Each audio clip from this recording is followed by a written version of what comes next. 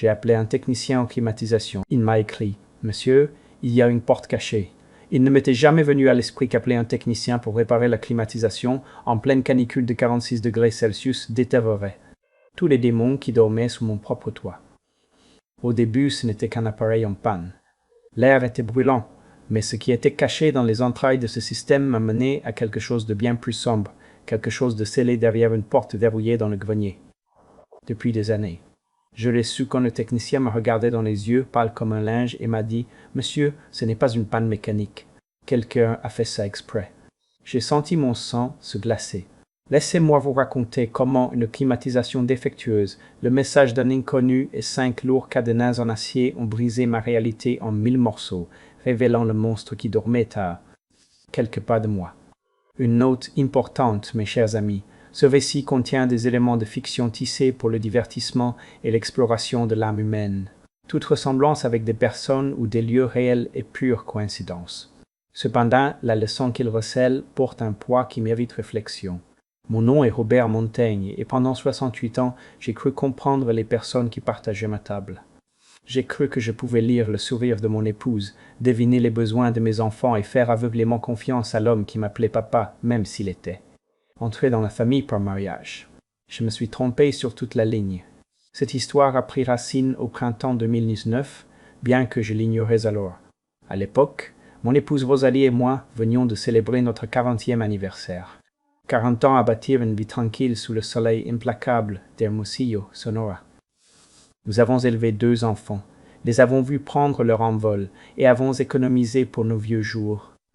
J'avais travaillé comme cadre dans les assurances pendant 3 décennies et Rosalie avait été institutrice jusqu'à ce que ses genoux ne la portent plus. Nous avions le genre de mariage que les gens appellent confortable, ce qui est une autre façon de dire que nous connaissions si bien les rythmes de l'autre que nous n'avions pas besoin d'ouvrir la bouche pour nous comprendre. Ce printemps-là, Rosalie a commencé à se plaindre de maux de tête, des élancements sourds et constants.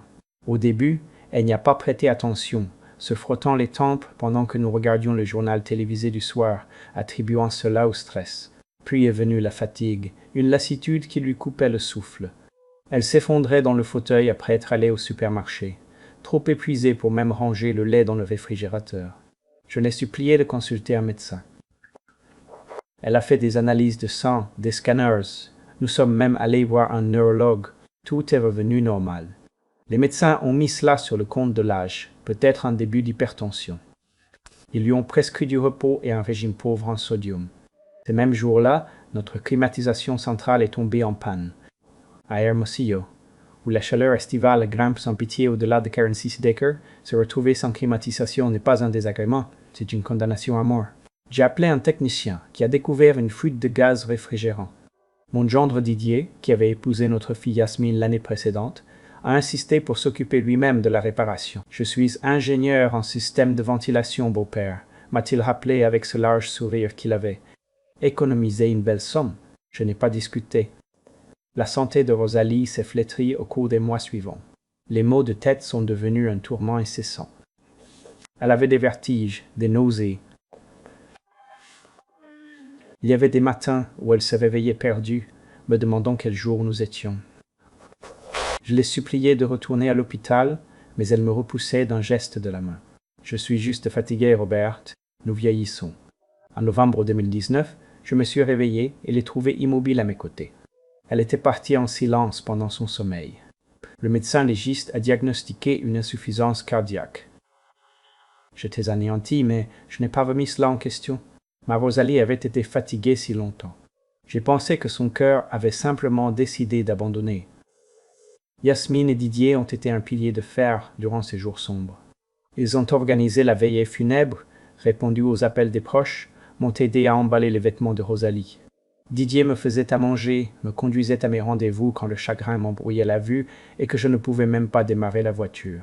Yasmine s'asseyait avec moi le soir, me tenant la main pendant que je pleurais jusqu'à n'avoir plus de larmes. Je ne sais pas comment j'aurais survécu sans eux. Mon fils Marc était plus difficile à joindre. Il était parti vivre à Carmen des années auparavant pour travailler sur une plateforme pétrolière dans le Golfe. Un travail à haut risque, mais très bien rémunéré, qui le maintenait en haute mer pendant des mois.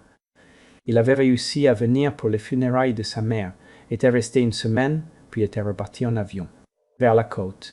Je voyais la douleur enfouie dans ses yeux, mais il n'avait jamais été du genre à parler de ses sentiments. Ce fut la dernière fois que je le vis en personne. Au début de l'année 2020, je vivais comme un fantôme dans la maison que Rosalie et moi avions partagée pendant 3 décennies. Chaque recoin sentait son parfum. Le silence pesait comme une dalle sur ma poitrine. En mai, Yasmine me suggéra de déménager chez elle avec Didier et ma petite fille, la petite Emma. « Tu ne devrais pas être seul en ce moment, papa. Nous avons de la place à revendre. » Didier vient de rénover la chambre d'amis au rez-de-chaussée. Emma adorerait avoir son grand-père à la maison. J'hésitais. Je ne voulais pas être un fardeau, mais la vérité est que la solitude me dévorait vivant. J'acceptais. La maison, située dans un quartier résidentiel de luxe, était une immense propriété de plain-pied, avec un toit en tuiles rouges et des jardins désertiques. Emma, qui avait 6 ans, était une enfant lumineuse, toujours riante, qui me montrait ses dessins et me demandait de lui lire des histoires avant de dormir. Didier me traitait avec un profond respect, s'assurant toujours que je ne manquais de rien. Yasmine me choyait en cuisinant mes plats préférés, attentive à moi toute la journée. Pour la première fois depuis le départ de Rosalie, je sentis une petite étincelle de paix. Puis, 2 mois après mon déménagement, Yasmine m'appela au salon. Son visage était blanc comme la cendre, ses mains tremblaient comme des feuilles. « Papa » me dit-elle d'une voix brisée, « le superviseur de Marc vient de m'appeler. Il y a eu un accident sur la plateforme, une explosion. Il ne le trouve pas. » Je sentis que le sol s'ouvrait sous mes pieds pour m'engloutir. Didier ouvrit son ordinateur portable et me montra les nouvelles. Des titres sur la catastrophe. 7 travailleurs disparus. Aucun corps retrouvé. Je restais là, fixant l'écran, engourdi. Mon fils était parti. Didier m'envoya lien après lien, des portails d'information, des communiqués officiels et même une page de dons pour les familles des victimes. Je n'hésitais pas un instant. Pourquoi l'aurais-je fait? Marc occupait l'un des emplois les plus dangereux du pays. Les accidents arrivent. Yasmine et moi organisâmes un service commémoratif sans cercueil. Nous enterrâmes une boîte vide à côté de la tombe de Rosalie. Je me souviens d'être resté là, debout, regardant les 2 pierres tombales côte à côte, sentant que la vie m'avait arraché tous ceux que j'aimais le plus. Les années qui suivirent se fondirent dans une brume. Je tombais dans une routine silencieuse. J'aidais Emma à se préparer pour l'école. Je passais les après-midi à lire ou à regarder de vieux films. Je dînais avec la famille chaque soir. Didier restait attentif, demandant toujours si j'avais besoin de quelque chose. L'amour de ma fille était inébranlable, mais parfois, au petit matin, j'entendais des bruits étranges au-dessus du plafond de ma chambre. Des grattements, des pas. Une fois, un coup sourd me fit me redresser brusquement dans mon lit. Le lendemain matin, j'en parlais à Yasmine. « Oh, papa, ce n'est que le grenier, » me dit-elle, en laissant échapper un petit rire. « Nous avons des souris là-haut. » Didier a dit qu'il allait poser des pièges. Une autre fois, j'entendis quelque chose qui ressemblait à de l'eau coulant dans de vieilles canalisations. Didier m'assura que c'était juste la plomberie qui s'ajustait. Cette maison a déjà presque 20 ans, beau-père. Les choses grincent. Je le crus. Pourquoi ne l'aurais-je pas cru? Je ne montais jamais au grenier. L'échelle escamotable était raide, presque verticale, et Didier m'avait averti 1000 fois que ce n'était pas sûr pour un homme de mon âge. La dernière chose dont nous ayons besoin, c'est que vous vous fassiez mal, beau-père, me disait-il avec un sourire aimable. Je restais donc au rez-de-chaussée, content dans mon petit coin de leur maison, sans jamais remettre en question les sons au-dessus de ma tête, sans jamais soupçonner que l'homme qui m'appelait papa m'avait déjà tout pris et prévoyait de m'arracher encore plus. La chaleur me réveilla avant le soleil. J'ouvris les yeux dans une pièce qui ressemblait à l'intérieur d'un four. L'oreiller était trempé de sueur. L'horloge numérique brillait faiblement, mais la maison était plongée dans un silence sépulcral. On n'entendait pas le bourdonnement de la climatisation. Aucune brise fraîche ne sortait de la grille, seulement une immobilité épaisse, suffocante. Je m'assis lentement, ma chemise collée à la peau. Dehors, le ciel commençait à peine à s'éclaircir, mais la température avait déjà dépassé les 38 degrés. Je traînais les pieds jusqu'au thermostat dans le couloir et touchais l'écran.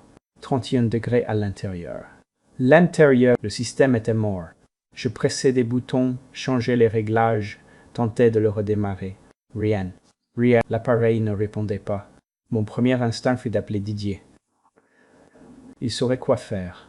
Je composais son numéro. Il sonna 2 fois et me renvoya vers la messagerie vocale. J'aurais essayé, même résultat. Je me souviens alors qu'il était parti à Monterrey la veille pour un grand projet professionnel. Son portable avait dû se décharger pendant la nuit. Yasmine était également sortie, rendant visite à sa mère à Nogales avec la petite. Il ne rentrerait pas avant le coucher du soleil. J'étais seul dans une maison qui se transformait rapidement en fournaise. Quand le soleil fut complètement levé, la température intérieure avait atteint 34 degrés. J'ouvris toutes les fenêtres, allumai des ventilateurs et même remplis un seau d'eau et de glaçons pour y tremper mes pieds. Rien n'y fit. Sans climatisation, la maison deviendrait invivable en quelques heures. Je n'avais pas le choix. Il fallait que j'appelle une entreprise de réparation. Je trouvai sur Internet un service local bien noté, avec une ligne d'urgence ouverte 24 heures sur 24. L'opératrice m'assura que quelqu'un arriverait en moins d'une heure. Je raccrochai, ressentant un léger soulagement. Ruben Barrera arriva 45 minutes plus tard dans une camionnette blanche, le logo de l'entreprise peint sur le côté. Il était plus jeune que je ne l'avais imaginé, peut-être à la fin de la vingtaine, avec des cheveux châtain clair et une ceinture à outils pendue bas sur sa hanche. Il me serra la main fermement. 8 ans de métier, me dit-il. J'ai vu presque tous les problèmes de climatisation imaginables. Je l'appréciai immédiatement. Il y avait quelque chose de rassurant dans son assurance. Il commença par l'extérieur, s'accroupissant près de l'unité de condensation dans l'arrière-cour. Au bout de 15 minutes, il se releva et essuya la sueur de son front. Le compresseur va bien, pas de fuite de gaz, pas de problèmes électriques. Quoi que ce soit qui cloche, ce n'est pas ici dehors. Il rentra, levant les yeux vers le plafond. L'évaporateur est dans le grenier, n'est-ce pas? J'acquiesçai. Il saisit sa mallette à outils, une lampe de poche et un petit appareil portable. Un détecteur de gaz, m'expliqua-t-il. Équipement de sécurité standard. Il désigna le couloir où se trouvait l'escalier escamotable du grenier. Cela vous dérange si je monte? J'hésitais. La voix de Didier résonna dans ma tête. Combien de fois m'avait-il dit que le grenier était interdit? C'est un désordre là-haut. Cet escalier est trop raide pour vous, beau-père. La dernière chose que je souhaite, c'est que vous vous blessiez. Mais debout, dans une maison qui semblait fondre autour de moi, les avertissements de Didier me parurent moins importants que la chaleur insupportable. Allez-y, lui dis-je. Faites ce que vous avez à faire. Ruben tira sur la corde et l'escalier du grenier se déplia avec un gémissement métallique. Il testa la première marche, puis monta, sa mallette accrochée à l'épaule. J'entendis ses pas au-dessus de moi, étouffés et irréguliers. Puis, après un instant, le silence. Je restai au pied de l'escalier, fixant l'ouverture sombre. Les minutes passèrent. 5, 10, je commençais à ressentir une inquiétude dans la poitrine. Qu'est-ce qui pouvait prendre autant de temps? Je pensais à l'appeler, mais je me retins. Peut-être le problème était-il plus compliqué que je ne l'imaginais. Près de 15 minutes s'étaient écoulées lorsque mon téléphone portable vibra. Un message texte de Ruben. Je l'ouvris, m'attendant à un rapport sur les dégâts, mais les mots sur l'écran me glacèrent le sang. « Monsieur, il y a une porte verrouillée ici et mon détecteur de gaz sonne. Vous devez venir voir ça. » Je restai à fixer le message, le lisant 2 fois. Une porte verrouillée dans le grenier. Didier n'avait jamais mentionné de porte. Il m'avait dit que le grenier ne contenait que de vieilles boîtes, des meubles entreposés, l'équipement de la climatisation, pas de pièces, pas de serrure, et le détecteur de gaz. Pourquoi y aurait-il du gaz dans le grenier? Mes mains commencèrent à trembler. Je lui répondis. Que voulez-vous dire par une porte verrouillée? La réponse arriva immédiatement. Vous devez voir ça vous-même. S'il vous plaît, montez. Je regardai l'escalier étroit, l'angle vertical. Mes genoux me firent mal rien qu'à l'idée de monter, mais le message de Ruben semblait urgent. Je pris une grande inspiration, me tins fermement aux côtés de l'escalier et commençai à monter. Le 15 juillet 2023, 10h47 du matin. C'était l'heure sur le téléphone de Ruben quand il m'envoya le message. Je montai les marches et l'air me frappa d'abord, chaud, rance, avec une étrange odeur métallique. L'espace était plus petit que je ne l'imaginais, avec le plafond bas et incliné, éclairé seulement par la lampe de poche de Ruben. Il se tenait contre le mur du fond. Le détecteur de gaz dans sa main émettait un bip aigu et constant. Quand il m'entendit arriver en hall, il se retourna. Son visage était pâle. « Monsieur Montaigne, dit-il à voix basse. J'ai besoin que vous me disiez ce que c'est. » Il s'écarta et je la vis. Derrière une pile de cartons et une vieille étagère métallique, dissimulée à la vue de tous, se trouvait une porte, une vraie porte avec un cadre et une poignée. Ébarrant sa façade, la sécurisant entièrement, il y avait 5 cadenas robustes. Le genre utilisé pour fermer un entrepôt commercial. Le genre fait pour garder quelque chose ou quelqu'un enfermé à l'intérieur. Je sentis le sol s'incliner. Ma vue se brouilla. J'étendis le bras et m'agrippai à la poutre la plus proche pour ne pas tomber. « Non, je ne sais pas, balbutiai-je. Je ne suis jamais monté ici, dit Didier. Ruben m'interrompit d'une voix calme mais tendue. Tendu. Monsieur, mon détecteur capte du monoxyde de carbone. Des niveaux très élevés. Quoi que ce soit derrière cette porte, ce n'est pas en sécurité. Il désigna l'unité de climatisation toute proche. Et regardez ceci. Je suivis son regard. Le couvercle métallique avait été manipulé. Des rayures fraîches marquaient les jointures et un panneau était légèrement descellé. Ruben s'agenouilla et l'ouvrit en faisant levier avec un tournevis. À l'intérieur, je pus voir des câbles, des bobines et les conduits. Mais ce qui me coupa le souffle fut une série de petits trous faits exprès, percés directement dans l'échangeur de chaleur. La pièce responsable de chauffer l'air en hiver. Ils n'étaient pas accidentels. Ils étaient précis, intentionnels. Ce n'est pas une panne, dit Ruben, la mâchoire serrée. Quelqu'un a saboté ça. Ces trous permettent au monoxyde de carbone de s'infiltrer dans les conduits d'air. Il se releva et désigna la porte bloquée. Et d'après les clapets que je vois ici, il semble que la majeure partie de ce gaz soit dirigée vers deux endroits, votre chambre au rez-de-chaussée et ce qui se trouve derrière cette porte. Je ne pouvais plus parler. Mon esprit s'emballait. Didier avait travaillé sur ce système. Didier était monté ici d'innombrables fois. Didier m'avait dit que le grenier était dangereux. Ruben s'approcha de la porte et colla son oreille au bois. Après un instant, il me regarda, le visage sombre. « Monsieur Montaigne, me dit-il dans un murmure, il y a quelqu'un qui respire là-dedans. » Je ne pouvais plus bouger. Mes jambes semblaient vissées au plancher du grenier. Les mots de Ruben résonnaient dans ma tête, quelqu'un qui respire là-dedans, mais mon esprit refusait de l'accepter. Une pièce fermée dans le grenier avec 5 cadenas industrielles et quelqu'un à l'intérieur. Ruben me regarda, son expression à mi-chemin entre l'inquiétude et l'urgence. « Monsieur Montaigne, avez-vous une idée de qui pourrait être là-dedans » J'ouvris la bouche, mais aucun son n'en sortit. Ma gorge était complètement asséchée. Je secouai lentement la tête. Ah, Didier n'avait jamais mentionné de pièce. Yasmine n'avait jamais rien dit. Pendant 3 ans, j'avais vécu sous ce grenier. J'avais entendu des bruits étranges et les avais ignorés parce qu'on m'avait dit que ce n'était rien. Mais ce n'était pas rien. C'était intentionnel. C'était caché. Ruben regarda de nouveau la porte, passant sa main sur le cadre. Le bois était plus neuf que le reste du grenier, plus propre avec moins de poussière. Il avait été installé récemment, peut-être au cours des dernières années. Les cadenas pendaient lourdement à leurs moraillons, chacun d'une marque différente, comme si celui qui les avait posés s'était assuré que la porte serait impossible à ouvrir rapidement. Je fis un pas de plus, mon pouls martelant mes oreilles. L'étagère métallique qui avait bloqué l'entrée portait des marques de traînées fraîches sur le sol, comme si elle était déplacée et remise en place régulièrement. La porte elle-même était lisse, sans fenêtre, sans judas, juste triple épaisseur et peinte de la même couleur de base délavée que les murs du grenier. Si Ruben n'avait pas déplacé cette étagère, je n'aurais jamais su qu'elle existait. Il s'agenouilla de nouveau près de la climatisation, désignant les dégâts qu'il avait trouvés. « Voyez ces trous, dit-il d'une voix basse et contrôlée. C'est l'échangeur de chaleur.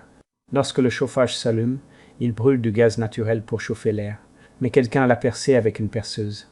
Exprès, cela signifie que chaque fois que le système démarre, le monoxyde de carbone s'échappe dans les conduits. Je fixai le métal perforé, l'estomac noué. Mais c'est l'été, nous n'utilisons pas le chauffage. Ruben hocha gravement la tête. Exactement. Mais quelqu'un l'a allumé quand même. Regardez ici. Il désigna les commandes du thermostat sur le côté de l'unité. Le chauffage a été activé manuellement. Il s'est allumé et éteint pendant des semaines, peut-être des mois. Et avec ces clapets, le gaz ne va pas dans toutes les pièces. Il est dirigé vers 2 endroits spécifiques, en bas vers votre chambre, et par ce conduit vers ce qui se trouve de l'autre côté de cette porte. Je sentis le monde tourner. Ma chambre.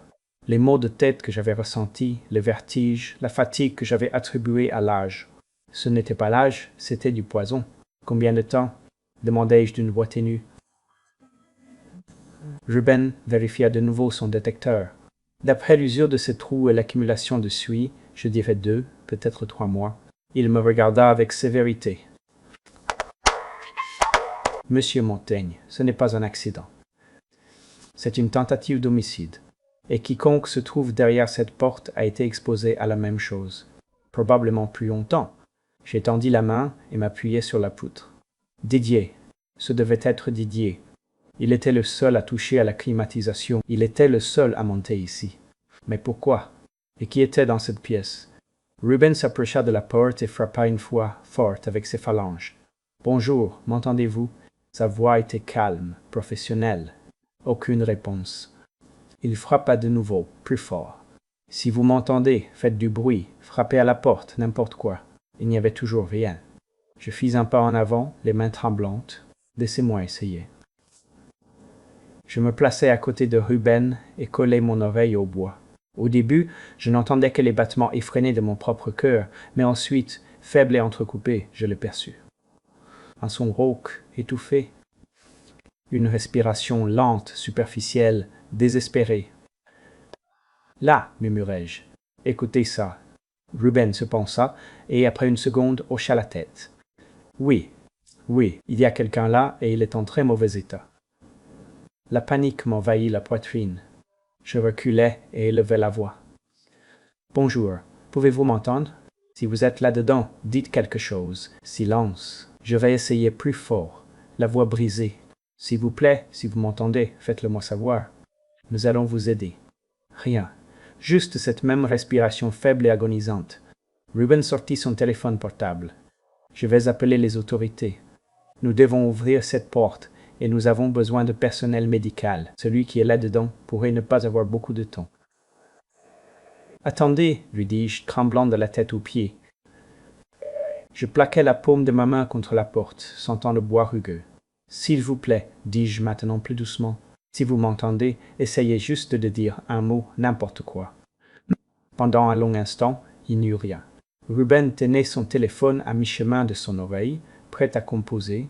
Le grenier était si silencieux que je pouvais entendre le bourdonnement des mouches dans les poutres. Et puis, si bas que j'ai failli le manquer, une voix faible, rauque, à peine humaine. « Papa. » Le mot me frappa comme un coup de massue en pleine poitrine. Mes genoux fléchirent et je m'agrippai au cadre pour ne pas tomber au sol. Cette voix. Je connaissais cette voix. Je l'avais entendue 1000 fois rire au dîner, me crier de l'autre bout de la maison, plaisanter avec sa sœur. Mais c'était impossible. Cette voix appartenait à quelqu'un qui était mort depuis 3 ans, quelqu'un que j'avais enterré dans une tombe vide. « Papa, c'est toi ?» Ma poitrine se paralysa. Je ne pouvais plus respirer, je ne pouvais plus penser. Je plaquai mon front contre la porte, les larmes coulant sur mon visage. « Marc, c'est toi, mon fils. » Il y eut une pause, une toux sèche, puis si faible que je l'entendis à peine. « Oui, c'est moi. » Le grenier tournait.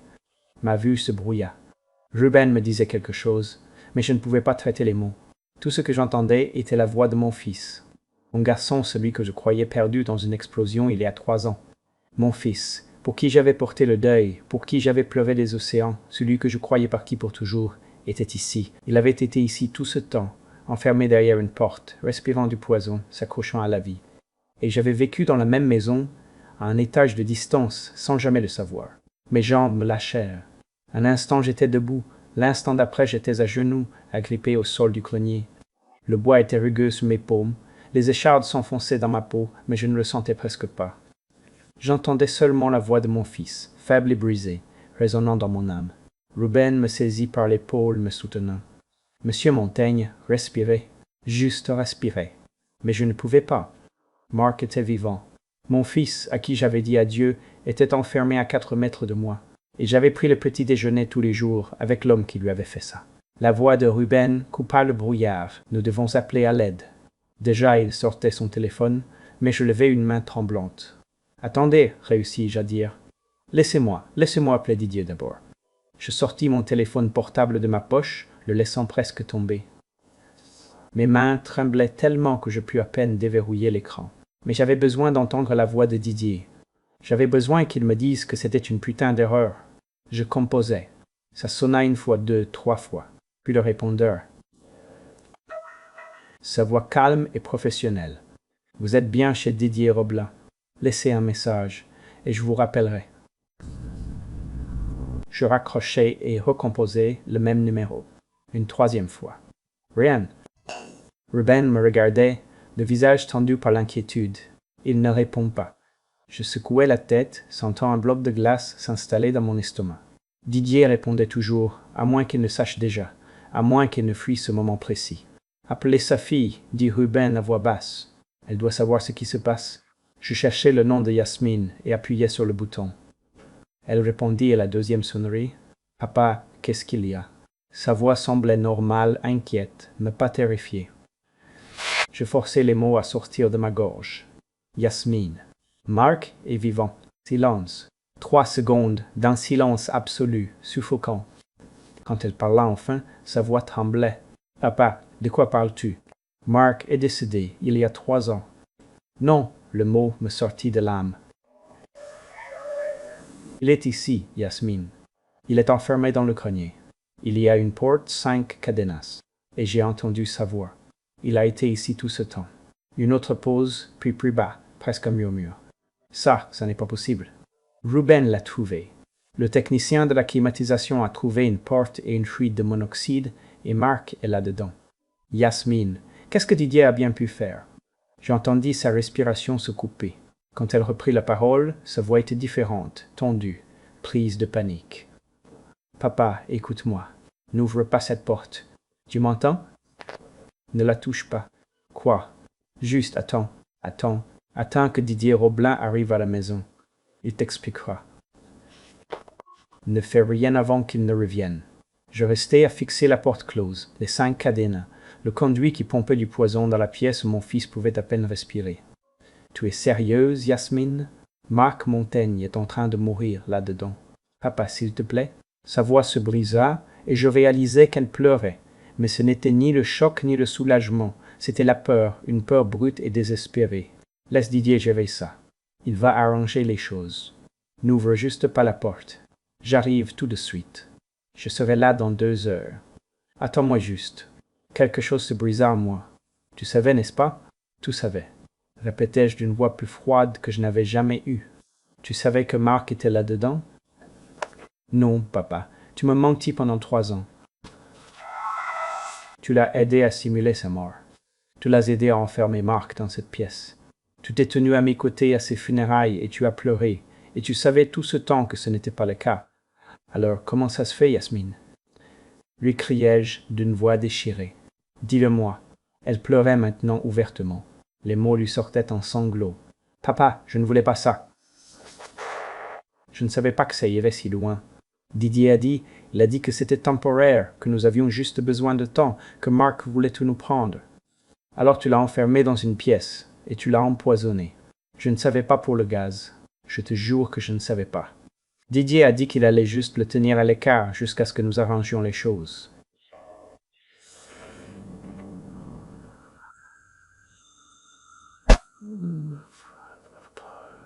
Mais je ne savais pas pour le poison.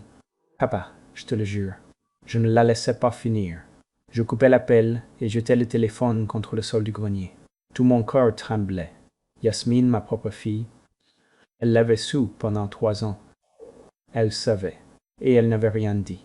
Ruben Barrera restait à mes côtés, l'expression figée. « Monsieur Montaigne, dit-il avec prudence, nous devons appeler à l'aide maintenant. » J'acquiesçai. Ruben ramassa mon téléphone, vérifia qu'il fonctionnait encore et me le rendit. Composé le 17.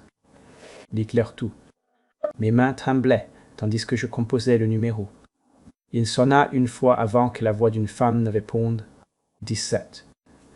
Quelle est votre urgence? Je pris une inspiration. Mon nom est Robert Montaigne. Je suis au 472 rue des Rossignols, dans le quartier San Benito, à Hermosillo.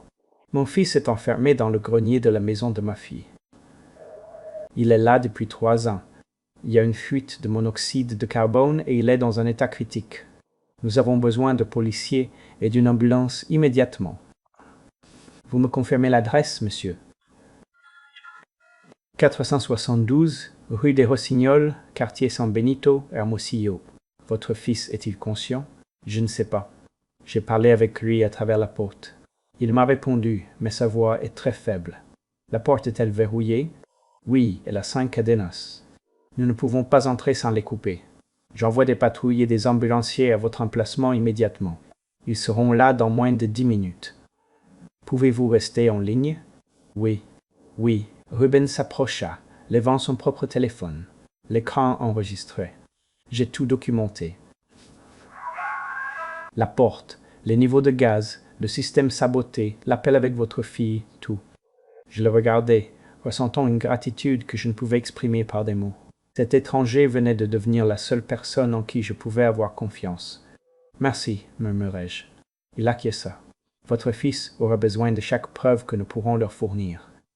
La voix de l'opératrice retentit de nouveau. Monsieur Montaigne, vous êtes toujours là? Oui, je suis là. Les unités sont à 3 minutes. Restez où vous êtes. N'essayez pas d'ouvrir la porte avant qu'il n'arrive. Compris. Oui, mais même en le disant, je regardais la porte, les 5 lourds cadenas, le conduit injectant du poison dans la pièce, la fine ligne de lumière sous le cadre, et je ne désirais rien d'autre que de l'arracher de mes propres mains. Derrière ce bois, mon fils attendait, et je l'avais déjà fait attendre 3 ans de trop. Les sirènes m'atteignirent les premières, des plaintes lointaines déchirant le matin du désert, devenant plus fortes à chaque seconde. J'étais toujours dans le grenier, à genoux près de la porte, la voix de l'opératrice murmurant à mon oreille. Ruben se tenait debout, son téléphone en l'air, enregistrant. Aucun de nous deux ne parlait. Nous attendions juste. 12 minutes après l'appel, j'entendis des portières de voiture claquer dehors, suivies de pas lourds dans l'escalier. L'escalier escamotable gémit tandis que quelqu'un montait. Le faisceau d'une lame de poche balaya le grenier et 2 silhouettes apparurent. La première était une femme d'une 40aine d'années aux cheveux foncés tirés en un chignon serré. Elle portait l'uniforme de la police municipale. « Monsieur Montaigne, je suis l'agente Dominguez. Voici l'agent Flore. Nous prenons le relais. »« D'accord, » acquiesçai-je, incapable d'articuler un mot. L'agente Dominguez se tourna vers Ruben. « C'est vous le technicien qui a signalé cela? »« Oui, agente. » Ruben désigna l'équipement de climatisation. « Je suis venu réparer la clim. »« Ok. J'ai trouvé cette porte cachée derrière l'étagère. Mon détecteur a capté des niveaux élevés de monoxyde de carbone. Le système a été saboté. Quelqu'un a percé l'échangeur de chaleur et a dévié le gaz vers cette pièce et la chambre du dessous. J'entendis une respiration de l'autre côté de la porte. Le visage de l'agente Dominguez se durcit. Elle s'approcha de la porte, y colla l'oreille et frappa fort. « Police municipale, si vous m'entendez. Faites un bruit. » Silence. L'agent Flore s'approcha, écoutant attentivement. « J'entends quelque chose. Une respiration très faible. Celui qui est à l'intérieur ne va pas bien du tout. » Maurice, l'agent Dominguez sortit sa radio. « Centrale. Ici, unité 12. Nous confirmons une situation d'enfermement. Sujet inconscient, mais respirant. Demandons des ambulanciers d'urgence. » L'agent Flore sortit d'énormes pinces coupantes de son sac à dos et se plaça devant le premier cadenas.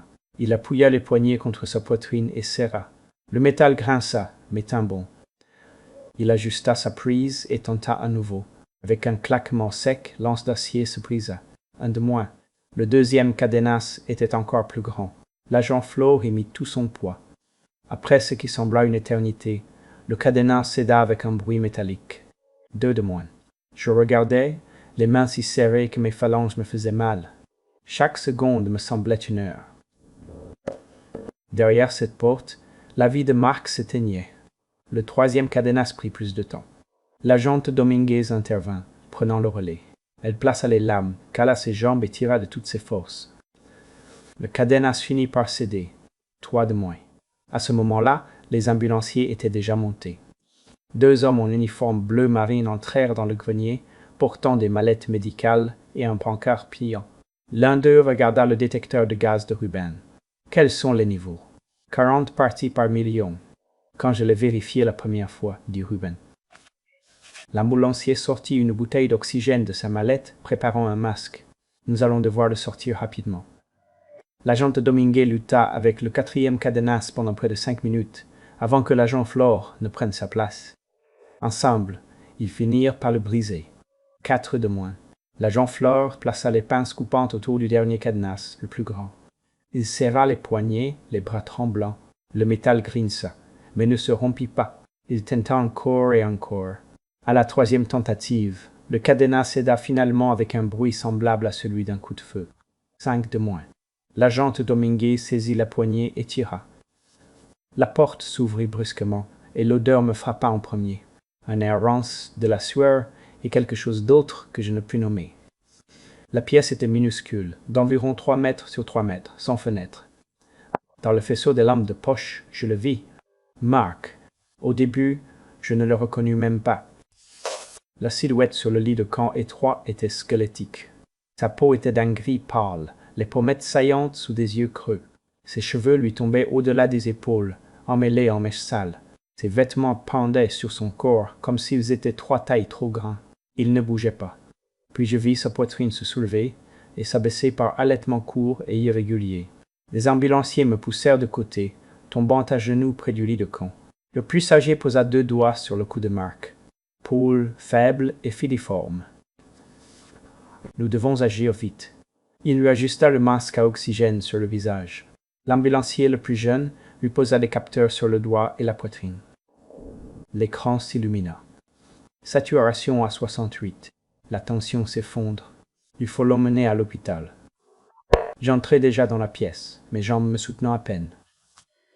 Les yeux de Mark se tournèrent vers moi. Ses lèvres tremblèrent, mais aucun son n'en sortit. Je tombai à genoux près du lit, cherchant sa main. Sa peau était glaciale. « Mark, murmurai-je d'une voix brisée, c'est moi, mon fils. »« C'est papa. Tu es en sécurité maintenant. » Il ferma les yeux, et je sentis sa main tirer faiblement la mienne. L'ambulancier me posa une main sur l'épaule. « Monsieur, nous devons le déplacer. »« Reculez, s'il vous plaît. » Je le lâchai tandis qu'il le montait sur le brancard. Il paraissait si petit, si fragile. Ils l'attachèrent avec des sangles sous la poitrine, et les jambes et le transportèrent vers l'ouverture du grenier. Je le suivis, les jambes tremblantes et la vue brouillée par les larmes. Lorsque j'arrivai au rez-de-chaussée, ils étaient déjà en train de faire monter Mark dans l'ambulance. Je montai à ses côtés, m'accrochant au bord de la banquette tandis que l'ambulancier travaillait, ajustant les perfusions, intraveineuses, vérifiant les moniteurs. Derrière moi, j'entendis la voix de l'agent Dominguez. « Monsieur Montaigne, nous allons sécuriser la scène.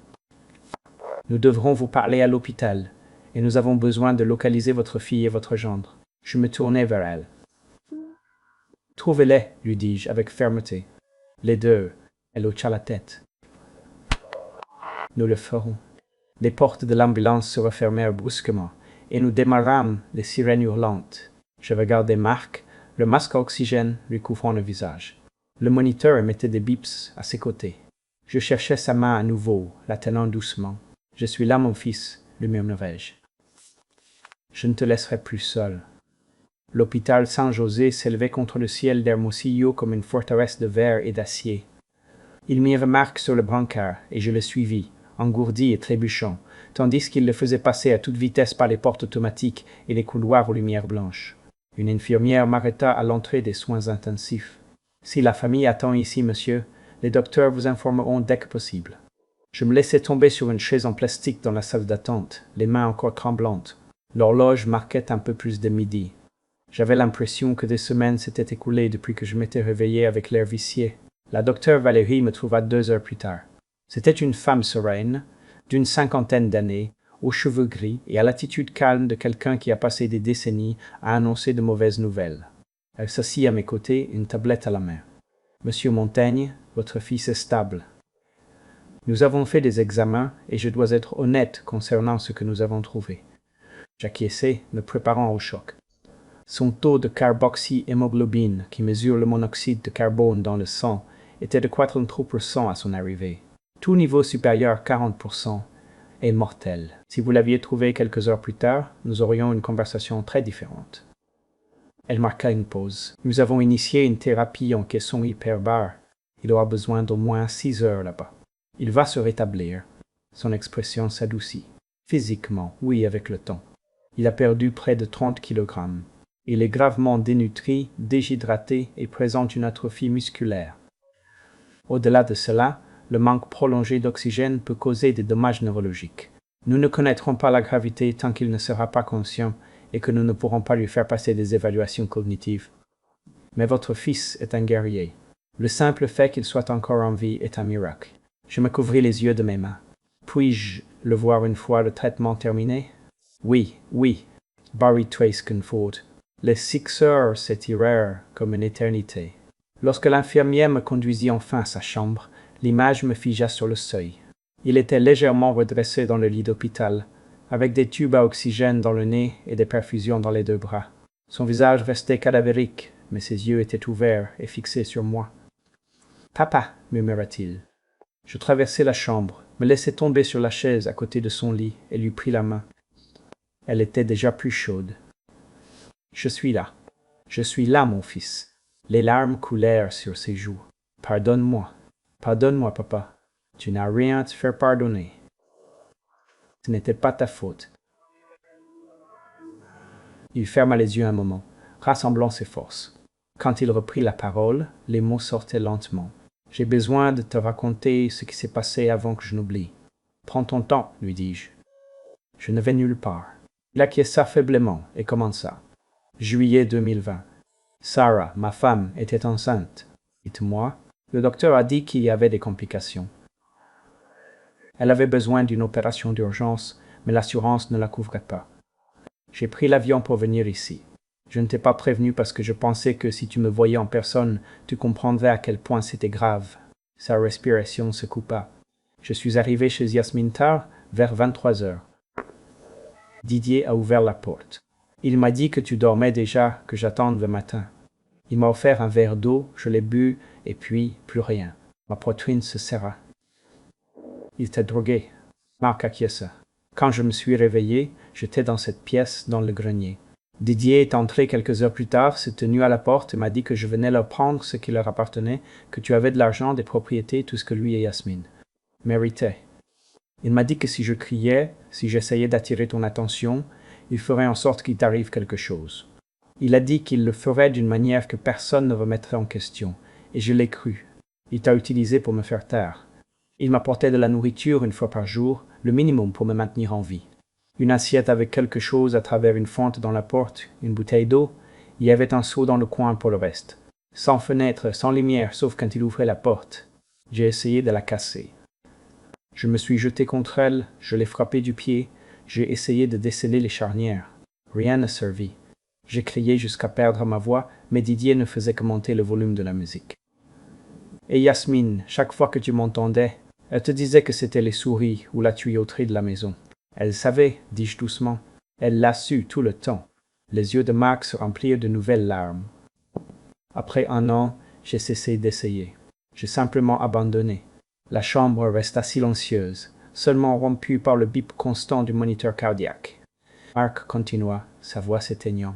Il y a 2 mois, quelque chose a changé. J'ai commencé à me réveiller avec de très forts maux de tête. Je me sentais étourdi tout le temps, avec des nausées. J'avais mal à la poitrine. Je n'ai pas su que c'était du monoxyde de carbone avant que Didier ne me le dise. Son regard rencontra le mien, vide et brisé. Il est monté un jour et m'a dit « Tu sais ce qui est le plus drôle. C'est que je l'avais déjà fait auparavant. Mon prise, Rosalie. En 2019, il a détourné le gaz du système directement dans sa chambre. Ça lui a pris 6 mois, mais personne n'a rien soupçonné. Insuffisance cardiaque, dirent-ils. Il a ri, papa, il a vraiment ri, dit-il ensuite. Cette fois, je vais vous le faire à tous les deux, au vieil homme d'en bas et à toi. Quand vous serez partis tous les deux, tout reviendra à Yasmine, et j'aurai enfin ce que je mérite. L'air quitta mes poumons. Rosalie, ma femme. Didier n'avait pas seulement enfermé mon fils, il me l'avait aussi arraché, et je ne l'avais jamais su. Je lui avais fait confiance. Marc toussa et une infirmière apparut pour vérifier ses signes vitaux. « Il a besoin de repos, me dit-elle doucement. » J'acquiesçai, mais ne lui lâchai pas la main. Marc me regarda avec des yeux suppliants. « Papa, j'ai cru que j'allais mourir dans cette pièce. J'ai cru que je ne te reverrais plus. J'ai cru que Sarah penserait que je l'avais abandonnée. »« Tu es en sécurité maintenant, lui dis-je, la voix étranglée par l'émotion. Sarah saura toute la vérité et Didier paiera pour tout ce qu'il a fait. » Marc ferma les yeux épuisé. Il a dit qu'il s'en tirerait, qu'il y arrive toujours. Je me rapprochai, la voix ferme, malgré la tempête qui me déchirait de l'intérieur. Il n'y arrivera pas. Pas cette fois. La détective Santos arriva au coucher du soleil, sa silhouette se découpant dans l'encadrement de la porte de la chambre de Mark. C'était une femme petite, dans la quarantaine, les cheveux sombres tirés en un chignon strict et vêtue d'une veste gris anthracite. Son insigne pendait à un cordon autour de son cou. « Monsieur Montaigne, je suis la détective Elena Santos du parquet. J'ai besoin de recueillir la déposition officielle de votre fils, s'il est en état de parler. » Elle regarda les moniteurs. « Je sais que c'est un mauvais moment, mais plus vite nous documenterons tout, plus notre dossier sera solide. » Mark acquiesça faiblement. « Je peux le faire. » J'esquissai un mouvement pour me lever, mais Santos me fit signe de rester. « Vous pouvez rester, monsieur Montaigne. »« Ah, en fait, j'ai aussi besoin de vous parler. » Elle approcha une chaise, sortit un carnet en cuir et un petit enregistreur. « Ceci sera enregistré pour une plus grande précision. Mark, pouvez-vous confirmer votre nom complet et votre date de naissance pour le dossier ? » Mark Jem Montaigne, le 12 avril 1988. Et vous confirmez que Didier Roble vous a retenu contre votre volonté de juillet 2020 jusqu'à aujourd'hui, le 15 juillet 2023 ? Oui. Santos posa des questions précises, méthodiques, et Mark répondit du mieux qu'il put, d'une voix hésitante. Quand elle referma enfin son carnet, elle se tourna vers moi. « Monsieur Montaigne, je dois vous expliquer ce que nous avons trouvé dans la maison. Notre équipe d'experts est là-bas depuis ce matin. » Elle sortit une tablette de son sac et fit glisser son doigt sur l'écran. Nous avons d'abord trouvé l'ordinateur de Didier dans son bureau. Il contenait des fichiers très troublants. Elle tourna l'écran vers moi. Je vis une capture d'écran d'un site web qui semblait identique à un portail d'information réputé, mais le titre me retourna l'estomac. 7 travailleurs disparus dans l'explosion d'une plateforme. À Campeche. L'article décrivait une catastrophe en mer. Le nom de Mark figurait parmi les victimes. « C'est une fausse page », dit Santos à voix basse. « Si vous regardez le lien ici en haut, ce n'est pas le vrai site, c'est un domaine piraté. » Didier a créé au moins 3 de ces pages, imitant différents médias, toutes rapportant le même accident fictif. Il vous a envoyé les liens par courriel en juillet 2020. Je restais à fixer l'écran, les mains tremblantes. Je me rappelais avoir ouvert ces liens. Je me rappelais avoir lu les articles et avoir fondu en larmes. J'avais cru chaque mot. C'est lui qui les a faits.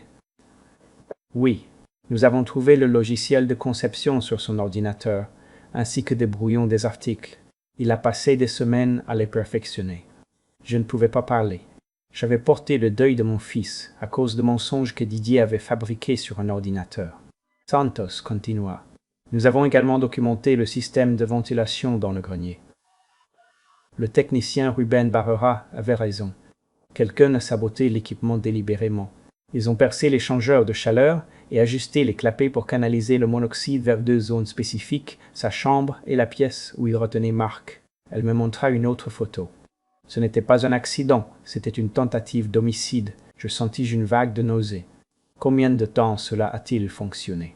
D'après les schémas d'usure et les relevés du thermostat, cela a commencé début mai. Il s'est allumé et éteint au cours des 2 derniers mois, demi. Le regard de Santos s'aiguisa. « Monsieur Montaigne, avez-vous eu des symptômes pendant cette période? Des maux de tête, des vertiges, de la fatigue ?» J'acquiesçai lentement. « Tous. J'ai pensé que c'était juste. J'ai 68 ans.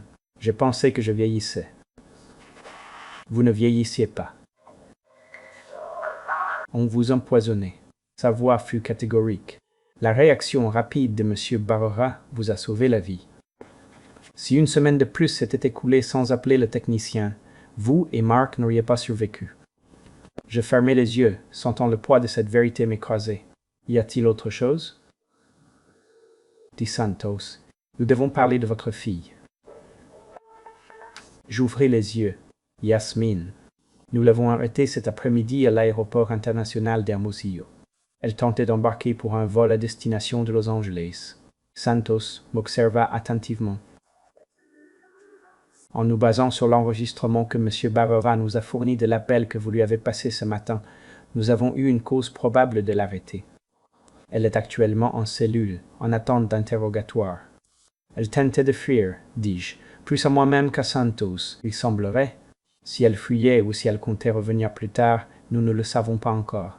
Mais étant donné ses déclarations lors de cet appel, lui disant de ne pas ouvrir la porte, insistant pour qu'il attende Didier, elle est au minimum complice d'enlèvement. Je regardais mes mains qui tremblaient toujours. Elle savait que Mark était là-haut, et elle m'a menti pendant 3 ans. Santos n'adoucit pas son ton. Oui, monsieur. C'est exact. Le silence s'installa dans la pièce, rompu seulement par le bip rythmique du moniteur de Mark. Santos se leva, rangeant sa tablette. Nous continuerons de traiter les preuves. Les preuves, Didier Robles s'est amonteré, mais nous avons déjà émis un mandat d'arrêt. Nous coordonnons avec les autorités de Nuevo León. Nous l'aurons en garde à vue bientôt. Bien, dis-je, d'une voix monocorde. Santos s'arrêta à la porte. Monsieur Montaigne, je sais que c'est accablant.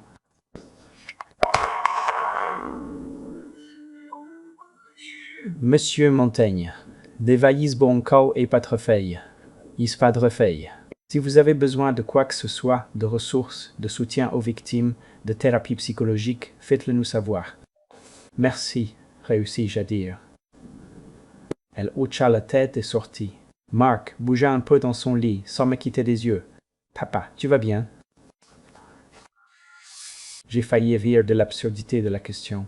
C'était lui qui avait été enfermé dans un grenier pendant 3 ans, et il me demandait si j'allais bien. Je lui serrai doucement la main. Je le serai dès que tout cela sera terminé. Mais même en le disant, je savais qu'il y avait encore une chose à faire, une conversation de plus que je ne pouvais éviter. Je regardais Mark. J'ai besoin de voir Yasmine. Il ne discuta pas, se contentant d'acquiescer, le visage pâle et fatigué. Je comprends. Je me levai, les jambes instables, et me dirigeai vers la porte. Je trouvai Santos dans le couloir, parlant avec un autre policier. Elle se retourna quand je m'approchai. « Détective, j'ai besoin de voir ma fille. Pouvez-vous arranger ça ?» Santos m'étudia longuement. Finalement, elle hocha la tête. Je m'en occuperai.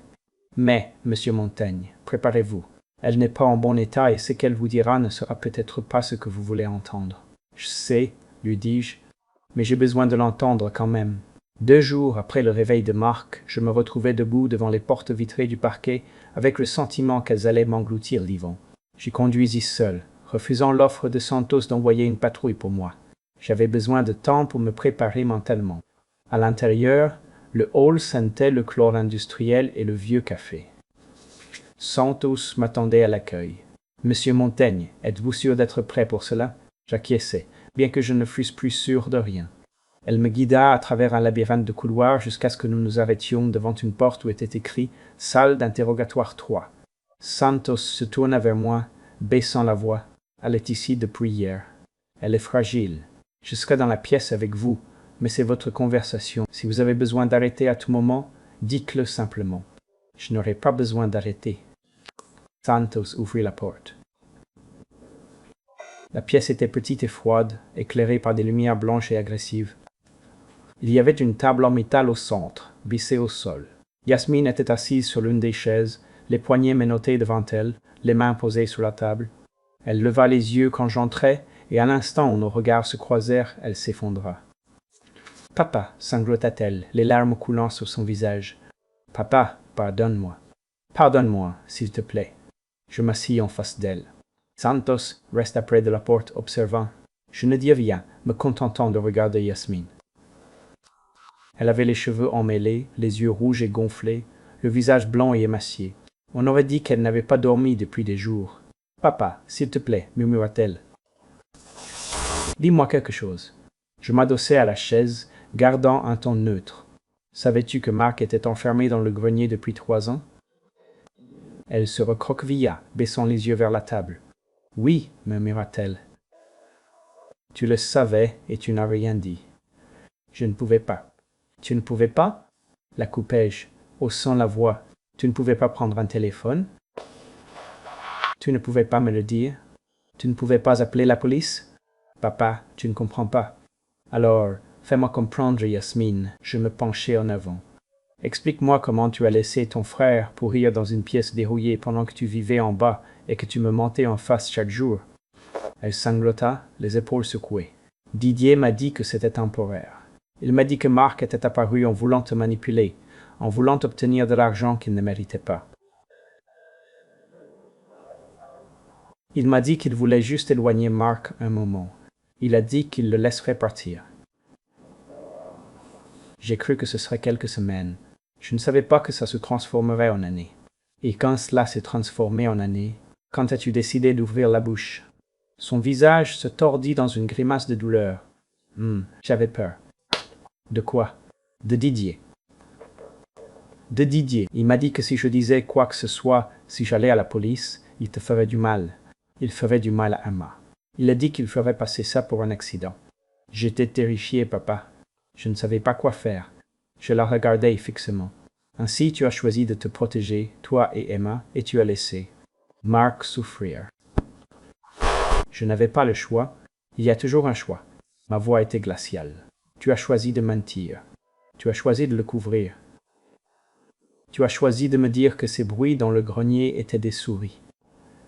Tu as choisi de laisser ton frère mourir de faim pendant que tu prétendais que tout était parfait. Elle pleurait si fort qu'elle pouvait à peine parler. Je sais que j'ai eu tort. Je sais que je suis une lâche. Mais papa, tu dois me croire. Je t'aime. J'aime Mark. Didier m'a menti depuis le début.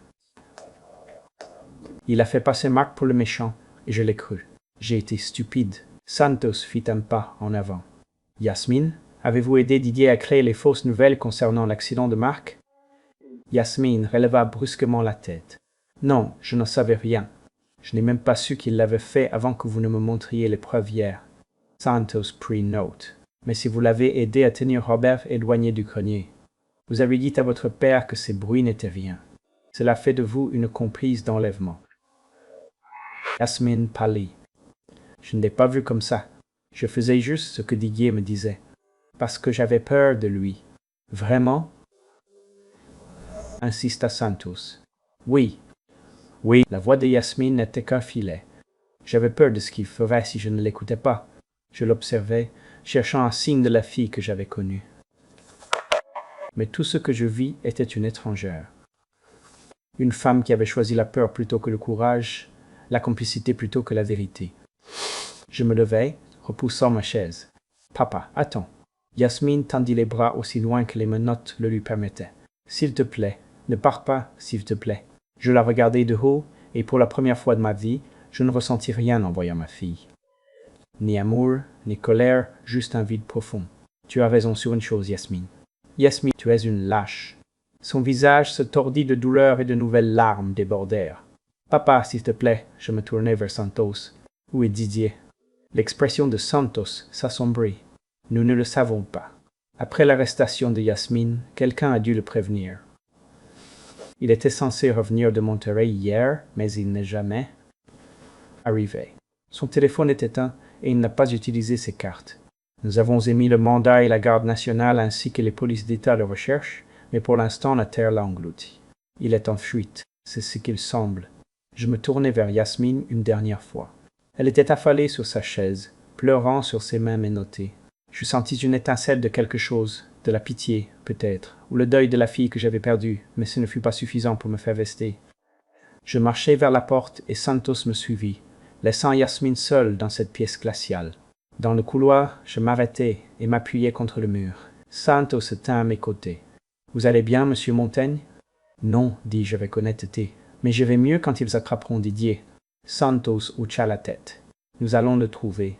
Je vous le promets. » J'espérais qu'elle avait raison, car Didier Roble m'avait tout pris. Ma femme, la liberté de mon fils, l'intégrité de ma fille, ma paix mentale, et je ne me reposerai pas tant qu'il n'aurait pas payé pour chacune de ces choses. 5 jours s'étirèrent comme des années. Je restai à l'hôpital, dormant sur la chaise près du lit de Marc, lorsque la fatigue finissait par me vaincre, me réveillant toutes les quelques heures au bip des moniteurs et au frôlement des infirmières, vérifiant ses signes vitaux. Marc s'améliorait lentement, douloureusement, mais il était vivant. Le docteur Valenzuela passait chaque matin avec des nouvelles prudemment optimistes. « Ses niveaux d'oxygène se stabilisent, me dit-elle le 3e jour. Mais, monsieur Montaigne, vous devez vous préparer, même avec les meilleurs soins. 6 mois de récupération vous attendent, peut-être plus. Et il y a toujours un risque de dommages neurologiques permanents. Nous ne connaîtrons pas l'impact réel avant qu'il n'ait la force de passer les tests cognitifs. » J'acquiesçais, presque sans l'écouter. Mon esprit était ailleurs. Sur Didier, sur le fait qu'il s'était évanoui au moment même où Yasmine avait été arrêtée, comme de la fumée s'échappant entre les doigts. Santos m'appelait tous les soirs pour me donner le rapport. Les premiers jours, il n'y eut rien. Nous avons émis une alerte nationale, me dit-elle la deuxième nuit. Non, il n'a pas touché à ses cartes. Son téléphone est toujours éteint. Nous coordonnons avec les autorités fédérales. Il ne peut pas se cacher éternellement. Mais chaque jour qui passait sans nouvelles se ressentait comme un échec. Didier était dehors, libre, tandis que Marc gisait dans un lit d'hôpital, luttant pour chaque respiration. Ce n'était pas juste. Ce n'était pas la justice. Le 4e jour, je m'assis près de Marc et le regardai dormir. Son visage avait perdu cette teinte grisâtre et les tremblements qui secouaient son corps. Les premiers jours avaient cessé, mais il restait fragile, comme si un vent fort pouvait l'emporter. J'étendis la main et pris la sienne avec délicatesse. « Je suis toujours là, mon garçon, murmurai-je, et je ne partirai nulle part tant que ce ne sera pas fini. » Ses doigts bougèrent entre les miens, et il ouvrit lentement les yeux. « Papa, » sa voix à peine audible racla, « ils l'ont déjà trouvé. »« Pas encore, admis-je, mais ils le feront. » Marc Montaigne referma les yeux, respirant superficiellement. « J'ai peur qu'il ne s'échappe. »« Il ne le fera pas, lui dis-je, bien que je n'étais pas sûr d'y croire. »« Repose-toi. Laisse-moi m'inquiéter pour Didier. Cette nuit-là, je ne pus pas dormir. Je fis les 100 pas dans les couloirs de l'hôpital, mon téléphone portable serré dans la main, attendant qu'il sonne, attendant que la détective Santos me dise qu'il l'avait, attendant que quelque chose, n'importe quoi, brise le poids étouffant de l'incertitude. L'appel arriva le lendemain matin. J'étais assis à la cafétéria, me forçant à avaler un café qui avait le goût de plus brûlé, lorsque le téléphone vibra. Le nom de Santos illumina l'écran. Je répondis avant la 2e sonnerie. Ils l'ont trouvé. Nous avons une piste. Sa voix était tendue, avec une urgence contrôlée. Le téléphone portable de Didier a émis un signal près de Nogales il y a 1 heure. La police fédérale pense qu'il essaie de traverser la frontière vers les États-Unis. Je me levai si vite que la chaise grinça fortement contre le sol. Il est toujours là. Nous avons déjà alerté la patrouille frontalière et les autorités douanières. Ils mettent en place des barrages à tous les points de passage de la zone. S'ils tentent de passer, ils l'arrêteront. Nous nous y rendons en renfort. Nous ne les laisserons pas nous échapper. J'y vais. Monsieur Montaigne, je ne pense pas que ce soit une bonne idée. J'y vais, répétai-je d'une voix de pierre. J'ai besoin de voir ça. Il y eut une pause sur la ligne, puis d'une voix basse. D'accord, mais tenez-vous à l'écart. Laissez-nous faire le travail. Je n'attendis pas qu'elle change d'avis. J'informai l'infirmière de Marc de ma destination, laissai une note au cas où il se réveillerait, et pris la route vers le nord. Nogales était à près de 3 heures, mais j'accélérais sur l'autoroute, les mains crispées sur le volant et la mâchoire si serrée que mes dents me faisaient mal. Au moment où j'atteignis le poste frontière, le soleil était haut, impitoyable, faisant scintiller l'asphalte. La zone était un essaim d'autorités, de fourgonnettes de l'immigration, de véhicules banalisés, et Santos se tenait près d'un groupe d'agents, les bras croisés, tout en parlant à la radio. Elle me vit arriver et s'approcha avec une expression indéchiffrable. « Nous l'avons, dit-elle, avant que je puisse poser la question. Les douanes l'ont arrêté il y a 20 minutes au passage piéton. Il tentait de passer à pied avec une fausse pièce d'identité. Je laissai échapper un souffle que je ne savais pas retenir. « Où est-il » Santos fit un geste vers une zone de rétention près du poste frontière, un petit enclos grillagé où une silhouette était assise sur un banc, les mains menotté dans le dos. Même de loin, je le reconnus. Didier avait la tête baissée, les épaules affaissées, mais c'était bien lui. « Puis-je lui parler » demandai-je. « Non », la voix de Santos fut ferme. « Ils sont en train de le traiter. Nous allons le transférer dans un pénitencier de haute sécurité jusqu'à ce que nous puissions le présenter au juge à Hermosillo. Vous aurez l'occasion de l'affronter au tribunal, mais pas ici. Pas maintenant. » Je restai à fixer la silhouette courbée de Didier, sentant une rage froide et creuse s'installer dans ma poitrine. Il avait l'air petit, pathétique. Rien à voir avec l'homme qui me souriait au petit déjeuner, qui m'appelait papa, qui avait enfermé mon fils dans un grenier et empoisonné ma femme. « Il est presque arrivé, dis-je à voix basse. Si vous étiez arrivé 10 minutes plus tard, mais nous ne l'avons pas fait, dit Santos. Sa fuite est terminée. Je voulais la croire, mais en voyant Didier assis là, menotté et silencieux, je ne pouvais pas me défaire du sentiment que ce n'était pas fini. Pas encore. Le téléphone de Santos vibra et elle regarda l'écran. Monsieur Montaigne, il y a autre chose dont nous devons discuter. Notre équipe de renseignement financier a fouillé dans les comptes de Didier et nous avons trouvé quelque chose d'important. Pouvons-nous en parler en retournant au commissariat? Je détournai le regard de Didier. Qu'avez-vous trouvé? Elle hésita, puis dit « Une très grosse dette. » Une dette qui donne à quelqu'un un motif très puissant de faire ce qu'il a fait. Tandis que nous retournions vers Hermosillo, Santos m'expliqua ce que son équipe avait découvert. Relevés de cartes de crédit, documents de prêt, virements électroniques vers des comptes fantômes. Au moment où nous arrivâmes en ville, je compris tout. Didier n'avait pas seulement été cruel, il avait été désespéré, et le désespoir, j'étais en train de l'apprendre, peut transformer un homme en monstre. Le bureau de Santos était un espace exigu au 3e étage du parquet, encombré de classeurs et de piles de dossiers. Elle me fit signe de m'asseoir, ouvrit son ordinateur portable et le tourna vers moi. Des feuilles de calcul, des rangées de chiffres, des dates, des transactions. Un nœud se forma dans mon estomac. « Monsieur Montaigne, je veux vous montrer ce que nous avons trouvé dans l'historique financier de Didier Roblin. » Elle cliqua sur plusieurs onglets. « Ce sera difficile à entendre, mais il est important que vous compreniez exactement pourquoi il a fait ce qu'il a fait. » J'acquiesçai, me préparant. Elle ouvrit un document, un contrat de prêt. Didier a emprunté de l'argent à une organisation appelée Capital Koslov. Nous pensons que c'est une façade pour des prêteurs usuriers, une mafia qui opère dans le nord du pays, des gens qui recherchent des personnes ayant un mauvais crédit ou des problèmes de jeu. Le jeu, répétai-je, sentant un goût amer. Oui. Le poker en ligne. Les paris sportifs. Nous avons retracé ses comptes jusqu'en 2021. Rien que durant les 6 premiers mois, il a perdu plus de 800 000 pesos. Elle fit défiler l'écran, me montrant transaction après transaction. Quand il fut à court d'argent, il se tourna vers Koslov. Ils lui prêtèrent 1 million de pesos pour commencer. Les conditions étaient brutales, avec des taux d'intérêt de 25% par mois avec intérêt composé. Quand il cessa de payer, la dette explosa. Elle ouvrit une autre page, une chronologie. Je vis les chiffres grimper. 1 million, 2 millions, 4 millions. Pour 2023, le montant avait atteint 7 millions et demi de pesos. Je restais à fixer l'écran, incapable de saisir l'ampleur du problème. Santos ouvrit un dossier de courriel. Des messages d'expéditeurs anonymes. Rappel amical, paiement en retard. Dernier avertissement. Et puis, daté du 10 mai 2023, dernière chance. Elle l'ouvrit. Le message était court. Tu as 30 jours. Et ou subis les conséquences. Nous savons où vit ta famille. Je sentis mes mains se serrer en poing. Ils ont menacé Yesenia et Emma. Oui, oui. Et Didier a paniqué. Santos sortit un calendrier avec des dates marquées en rouge. Mai 2023.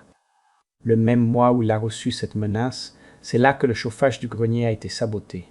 L'empoisonnement au monoxyde de carbone a commencé exactement 2 semaines après ce courriel. Les pièces du puzzle s'assemblèrent d'un coup. Il avait besoin d'argent rapidement, et la seule façon de l'obtenir était son héritage, conclut Santos. Nous estimons ses biens totaux à environ 8 millions de pesos, en additionnant la maison et ses économies. Selon la loi, si vous décédiez sans testament, votre patrimoine serait divisé entre vos enfants vivants. Mark était censé être mort. Cela laissait Yesenia comme seule héritière. Et Didier contrôlait Yesenia. Santos hocha la tête. Nous avons trouvé des comptes bancaires conjoints et des cartes de crédit à leurs 2 noms. Si vous étiez décédé, Yesenia aurait tout hérité et Didier aurait eu un accès direct à l'argent. Je me calai dans ma chaise, sentant le poids me tomber dessus comme une couverture étouffante. Ainsi, quand Mark est apparu en juillet 2020, Didier l'a vu comme une menace. Si Mark était vivant, l'héritage serait divisé moitié-moitié. Didier ne pouvait pas prendre ce risque, alors il l'a enfermé. Santos ouvrit un autre document. Au début, nous pensons que Didier prévoyait de garder Mark enfermé jusqu'à ce que vous décédiez de cause naturelle. Une fois que vous ne seriez plus là et que Yesenia aurait hérité, Didier aurait pu se débarrasser de Mark comme il l'entendait. Mais il n'a pas attendu, dis-je d'une voix creuse. Non, parce qu'en mai 2023, Koslov lui a donné un ultimatum. 30 jours. Didier ne pouvait pas attendre que vous mouriez de votre propre chef. Il avait besoin de l'argent immédiatement. Alors il a accéléré les choses. Il a commencé à les empoisonner tous les deux, assez lentement pour ne pas éveiller les soupçons immédiats, mais assez rapidement pour qu'ils meurent tous les deux en quelques semaines. Je me frottais les yeux avec les paumes de mes mains, les maux de tête de Rosalie, les 3 ans d'enfer de Marc, mes propres vertiges, la fatigue que j'attribuais à la vieillesse. Tout était intentionnel. Tout était froidement calculé. Il allait nous tuer tous les deux pour de l'argent et pour se sauver de la mafia. Santos ferma l'ordinateur portable. Monsieur Montaigne, Didier Roblin est un homme qui avait l'eau jusqu'au cou. Mais cela n'excuse pas ce qu'il a fait. Cela l'explique et nous donne un mobile clair pour l'envoyer en prison à vie. Je la regardais dans les yeux. Qu'en est-il de Didier maintenant? Il sera jugé à Hermosillo cette semaine même. Les accusations sont nombreuses. Enlèvement, tentative d'homicide, fraude, conspiration. Avec les preuves que nous avons, il risque la prison à perpétuité sans possibilité de libération sous caution. Elle marqua une pause. Il y a une chose de plus. J'attendis, sentant une nouvelle terreur. Santos prit un dossier physique et l'ouvrit. Elle fit glisser une feuille de papier sur le bureau vers moi. C'était une ordonnance du tribunal. Je parcourus le texte du regard, saisissant des phrases comme exhumation autorisée et examen médico-légal. Quoi? Qu'est-ce que c'est? Demandai-je, bien qu'une partie de moi le sût déjà. Monsieur Montaigne, en nous basant sur le témoignage de Marc, et plus spécifiquement sur la confession de Didier concernant votre épouse, nous avons obtenu la permission d'exhumer les restes de Rosalie. La pièce sembla s'incliner. Ils ont déterré mon épouse. Nous devions le faire. Si Didier l'a empoisonné de la même manière qu'il a tenté de le faire avec vous et Marc, il y aura des traces dans ses tissus, dans ses cheveux, dans ses os, même après 4 ans. Nous devons le confirmer. Et ma voix fonctionnait à peine. Santos soutint mon regard avec une expression sombre. Nous aurons les résultats dans 48 heures. Mais, monsieur Montaigne, si Didier a fait ce que Marc nous a dit, nous ajouterons une autre accusation d'homicide à son dossier, et la mort de votre épouse ne sera plus classée comme insuffisance. Cardiaque. Je ne pouvais plus parler, je ne pouvais plus bouger. Rosalie. Ma Rosalie, qui se plaignait de maux de tête et de fatigue, qui avait fait confiance à Didier pour réparer la climatisation, qui s'était couchée une nuit et ne s'était jamais réveillée. On me l'avait arrachée, et je ne l'avais jamais su. Santos se leva et me posa une main sur l'épaule. Je suis désolé, je sais que c'est insupportable, mais la confirmation vous apportera une conclusion et garantira que Didier paiera pour absolument tout ce qu'il a fait. J'acquiesçai, hébété, en regardant l'ordonnance du tribunal. 48 heures. Dans 2 jours, je le saurai avec certitude. Merci, réussis à dire. Santos me serra l'épaule. Nous vous appellerons dès que les résultats arriveront. En attendant, allez auprès de votre fils. Il a besoin de vous. Je sortis du commissariat comme en transe, l'ordonnance du tribunal pliée dans la poche de mon pantalon. La ville brillait sous la chaleur, mais je me sentais glacé, vide. Lorsque j'atteignis ma voiture, je réalisai que je tremblais. Non pas de peur, mais de rage. Didier Roblin m'avait tout pris, et maintenant j'allais m'assurer qu'il le paie.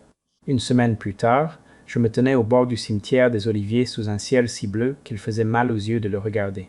Le soleil tombait à pic sur les rangées de pierres tombales, blanchissant le granit. La tombe de Rosalie était près du fond, sous un mesquite qui ne donnait aucune ombre.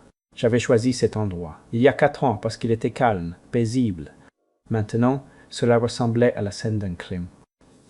L'équipe médico-légale travaillait de manière méthodique, des hommes et des femmes en combinaison blanche, se déplaçant autour de l'excavation avec une précision clinique. Je restais en retrait, à 15 mètres de distance, les mains enfoncées dans les poches. Santos était à mes côtés, en silence. Elle m'avait demandé si je voulais partir. Je lui avais dit que je devais cela à Rosalie. Je lui devais ma présence, même maintenant. Ils ne mirent pas longtemps.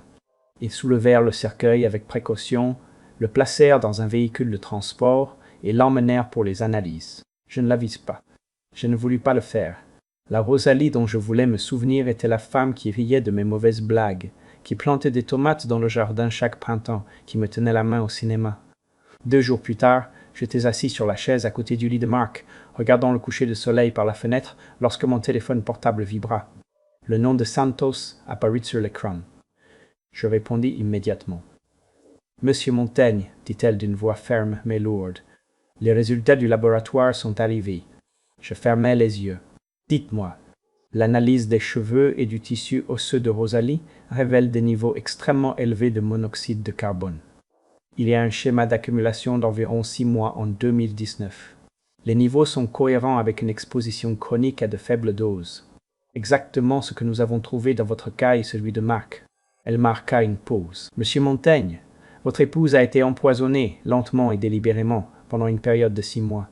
Je sentis mes jambes se dérober et je m'agrippai à la coudoir de la chaise. Les yeux de Marc étaient fixés sur moi, grands ouverts et effrayés. Comment réussis-je à articuler?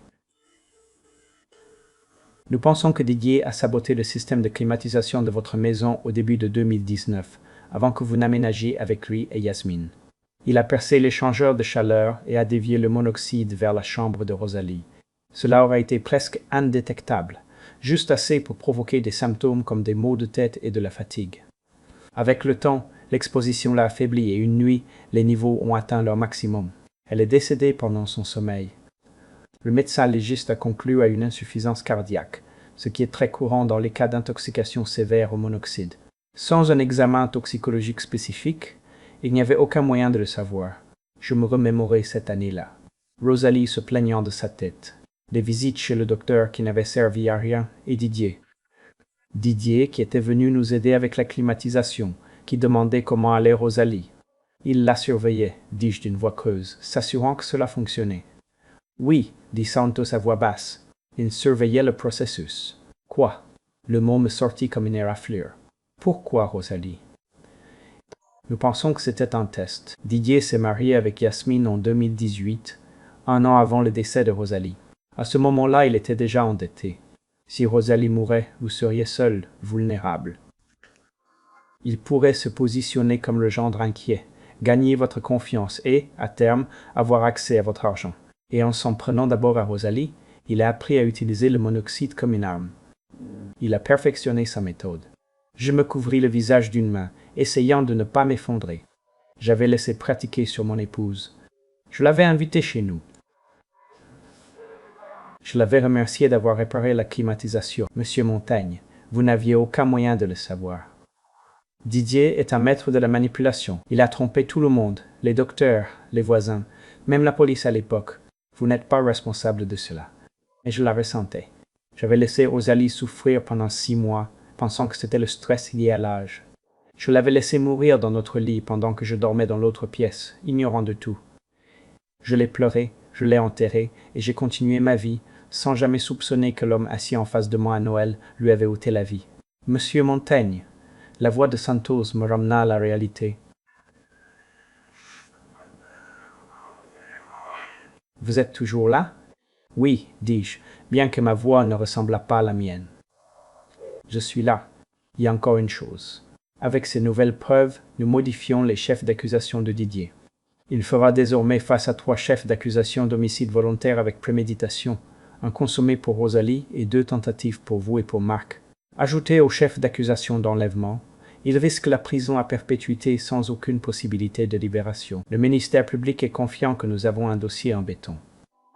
C'est bien, dis-je, ce fut le seul mot que je pus articuler. Santos resta silencieuse un instant, puis parla doucement.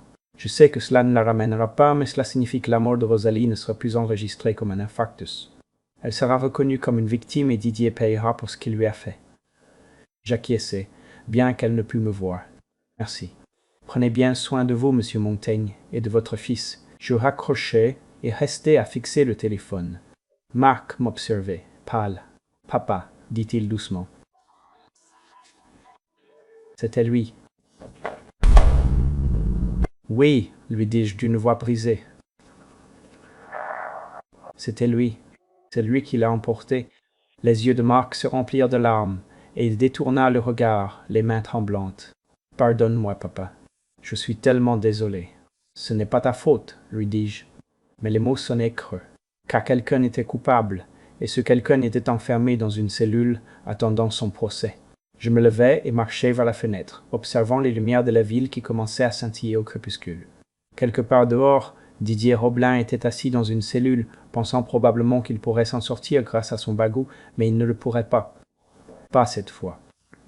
Rosalie n'était plus, mais sa mémoire ne serait plus jamais ensevelie sous une montagne de mensonges, et Didier passerait le reste de ses jours à payer pour ce qu'il avait fait. Je me fis une promesse, debout dans cette chambre d'hôpital. J'irai jusqu'au bout. Je m'assiérai à ce tribunal, regarderai Didier dans les yeux et le verrai tout perdre. Pour Rosalie, pour Marc, pour nous tous. L'appel arriva un mardi matin, une semaine après l'arrestation de Didier. Je préparais du café dans la petite kitchenette de l'hôtel où je séjournais. Je n'avais pas le cœur de retourner à la maison d'Yasmine et Didier. Mon téléphone portable vibra sur le comptoir. Numéro inconnu. J'étais sur le point de ne pas répondre, mais un pressentiment m'y força. Monsieur Montaigne. La voix était masculine, calme, avec un léger accent que je ne pus situer. Votre gendre nous doit 7,5 millions d'euros. Je restai figé, la cafetière à la main. Qui est à l'appareil? Cela n'a pas d'importance. Ce qui importe, c'est que Didier Roblin ne peut pas payer sa dette. Il est détenu et ses comptes sont gelés, ce qui signifie que la dette est transférée à sa famille. À vous. Je ne vous dois rien, dis-je d'une voix plus tranchante que je ne l'avais voulu. Ouah, vous le ferez. Vous avez 7 jours pour régler le paiement. Si vous ne le faites pas, il y aura des conséquences. Nous savons où vous êtes, monsieur Montaigne. Nous savons où est votre fils. Il y eut une pause. Hôpital Saint-Joseph, chambre 314. On me dit qu'il se remet très bien. Ce serait vraiment dommage que quelque chose interrompe cette convalescence. La ligne se coupa. Je posai le téléphone sur le comptoir avec précaution, tremblant, puis j'appelai Santos. Elle répondit au deuxième coup de fil. « Monsieur Montaigne, que se passe-t-il » Je lui racontai l'appel, chaque mot dont je pouvais me souvenir. Quand je finis, il y eut un long silence. « C'est la bande de Koslov, dit-elle. Enfin, la police fédérale est déjà impliquée. Ils pensent que Capital Koslov fait partie d'un très grand réseau de crimes organisés. » Elle fit une pause. « Monsieur Montaigne, il est possible qu'ils tentent de vous trouver en personne. Si quelqu'un vous approche, ne leur parlez pas. Appelez le 17 immédiatement. Et Marc, ils ont mentionné l'hôpital. Je mettrai des agents devant sa chambre, mais la fédérale veut utiliser cela à notre avantage. Si les hommes de main de Koslov apparaissent, cela nous donnera l'occasion de les arrêter. Marc sera protégé. L'idée ne me plaisait pas du tout, mais je n'avais pas de meilleure option. D'accord, mais s'il arrive quelque chose à mon fils, il ne lui arrivera rien, dit Santos avec fermeté. Je vous le promets. Je raccrochai et roulai directement à l'hôpital. Marc était assis sur son lit quand j'arrivai, l'air bien mieux que les jours précédents. Il sourit en me voyant. « Salut, papa. Tu es arrivé tôt. »« Oui. »« Oui. » J'approchai une chaise de son lit. « Comment te sens-tu » ?« Fatigué. Fatigué, mais mieux. » Il étudia mon visage. « Qu'est-ce qui se passe ?» Je ne pouvais pas lui mentir. Il y a eu une complication. Didier devait de l'argent à des gens très dangereux. Ils m'ont appelé ce matin. Il pourrait essayer de venir ici. Il a... Le sourire de Marc s'effaça. Comment ça, venir ici? La police s'en occupe. Il y aura des agents devant ta chambre, des fédéraux aussi. Tu es en sécurité. Je voulais juste que tu le saches. Il acquiesça lentement, mais je pus voir la peur remonter dans ses yeux. Papa, je ne veux pas revivre ça. Tu ne le feras pas, lui dis-je en lui prenant la main. Je ne laisserai rien t'arriver. Je te le promets. En milieu d'après-midi, j'entendis des pas dans le couloir. Lourds, déterminés. 2 hommes apparurent dans l'encadrement de la porte. L'un était grand, avec de larges épaules et un blouson noir. L'autre était plus petit, trapu, avec un visage dur et des yeux froids. Le grand fit un pas à l'intérieur. « Monsieur Montaigne, nous vous avons appelé ce matin. Je vois que vous ne nous avez pas pris au sérieux. » Je me levai, lui barrant le passage vers Marc. « Fichez le camp d'ici tout de suite. Nous ne sommes pas venus faire de mal à qui que ce soit. » Sa voix était calme, presque amicale. « Nous sommes juste venus vous rappeler vos obligations. Didier nous doit de l'argent. C'est vous qui allez payer. » « Je ne vous dois pas un sou. » L'homme fit un pas vers le lit de Marc. « Votre fils est dans un état très fragile. Il serait dommage qu'il lui arrive quelque chose pendant sa convalescence. » Marc se plaqua contre les oreillers, pâle comme un linge. Je sentis une vague de fureur aveugle. J'atteignis le bouton d'urgence et l'appuyai fortement. « Vous devez partir, dis-je, tremblant de colère. » Tout de suite, la porte s'ouvrit brusquement. 2 hommes en costume sombre entrèrent dans la pièce, leurs insignes levés. « Police fédérale, éloignez-vous du lit, les mains où je puisse les voir. L'homme grand se raidit. Le plus petit se précipita vers la porte, mais le second agent lui saisit le bras et le lui tordit derrière le dos. En quelques secondes, il était face contre terre, menotté. L'homme grand leva lentement les mains. « À genoux », ordonna le premier agent. L'homme obéit, s'agenouillant au sol tandis qu'on le menottait. Les agents relevèrent les deux malfrats et les emmenèrent. Tout avait duré moins d'une minute. L'un des agents, un homme d'une quarantaine d'années aux cheveux poivre et sel, resta en arrière. Il me montra son insigne. « Agent Huerta, police fédérale. Monsieur Montaigne, vous et votre fils, vous allez bien ?»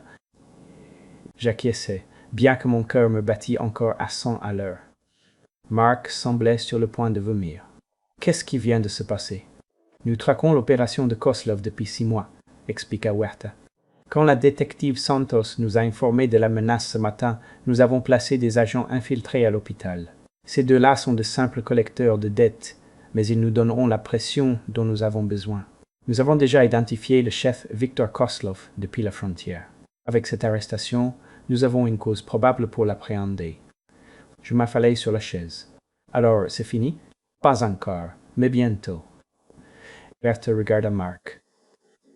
« Nous aurons des agents devant cette chambre 24 heures sur 24 jusqu'à ce que nous démantelions le réseau de Koslov. Vous êtes en sécurité. » Je regardai Mark, dont les yeux restaient grands ouverts de panique. Je lui saisis la main. « C'est fini. Ils sont partis.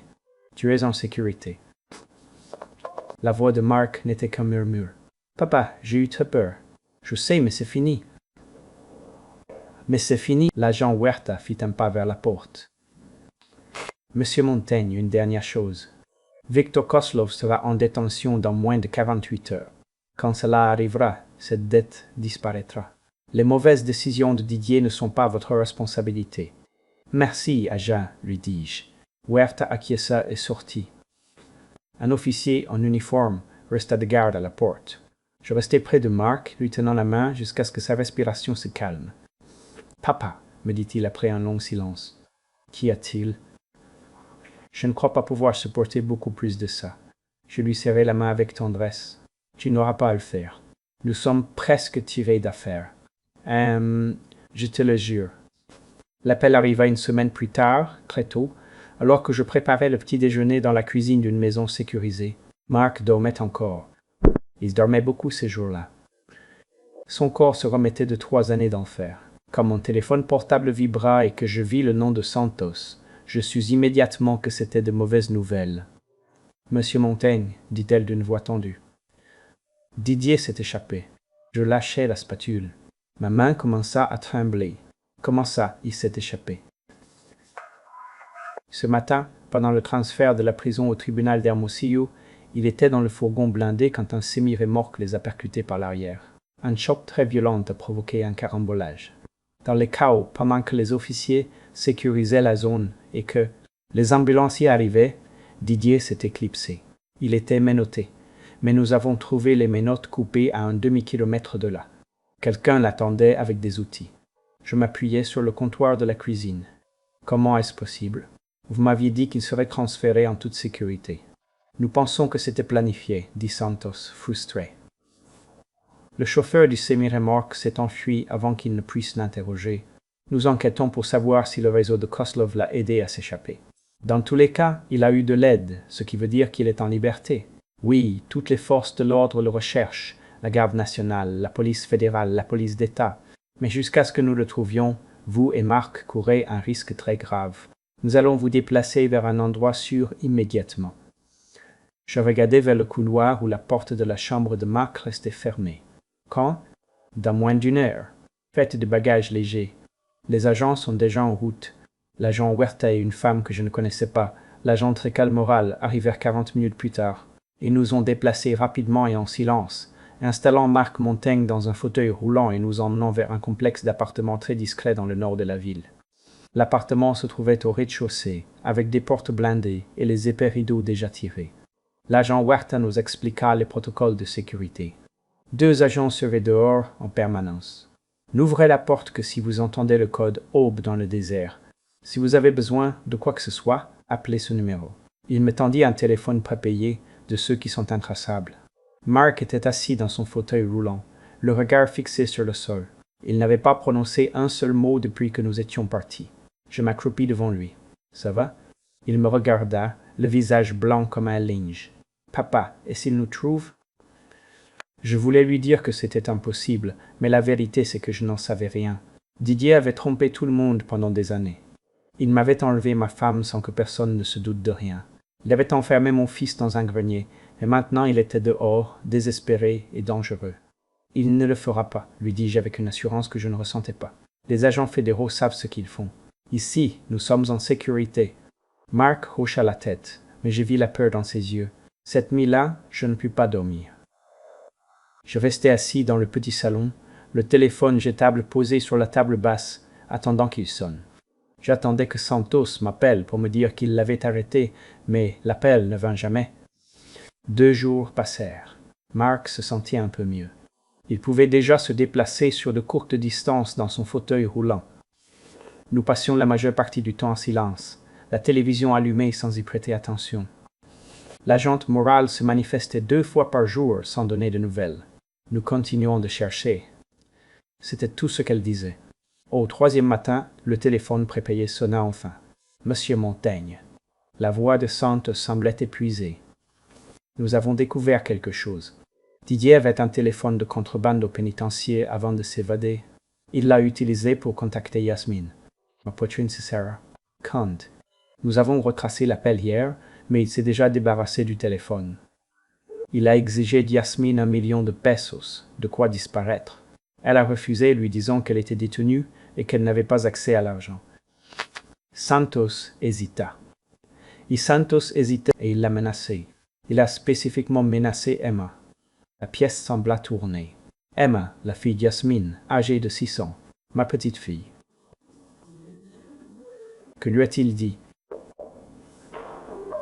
Il a dit à Yasmine, « Je sais où est Emma. Je sais qu'elle est avec ta mère. Si tu ne me procures pas cet argent, je trouverai un autre moyen de l'obtenir. » Nous pensons qu'il prévoit d'utiliser l'enfant pour vous extorquer ou pour forcer Yasmine à coopérer. Je me levai brusquement, les jambes tremblantes. Où est Emma? Pour l'instant, elle est en sécurité. Elle est toujours chez la mère d'Yasmine à Nogales. Nous avons 2 agents en civil qui montent la garde jour et nuit. Emma ne sait rien de tout cela. Elle pense qu'elle rend juste visite à sa grand-mère. Mais Monsieur Montaigne, Didier ne s'approchera pas d'elle. Je vous le promets. Vous m'avez aussi promis qu'il serait transféré en toute sécurité, rétorquai-je d'une voix plus dure que je ne l'aurais voulu. Et regardez comment cela s'est terminé. Santos resta silencieuse un instant. Vous avez raison.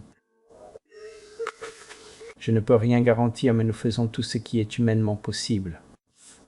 Didier est désespéré, ce qui signifie qu'il est plus susceptible de commettre une erreur. Nous allons l'attraper. Je raccrochai et me laissai tomber dans le fauteuil, la tête entre les mains.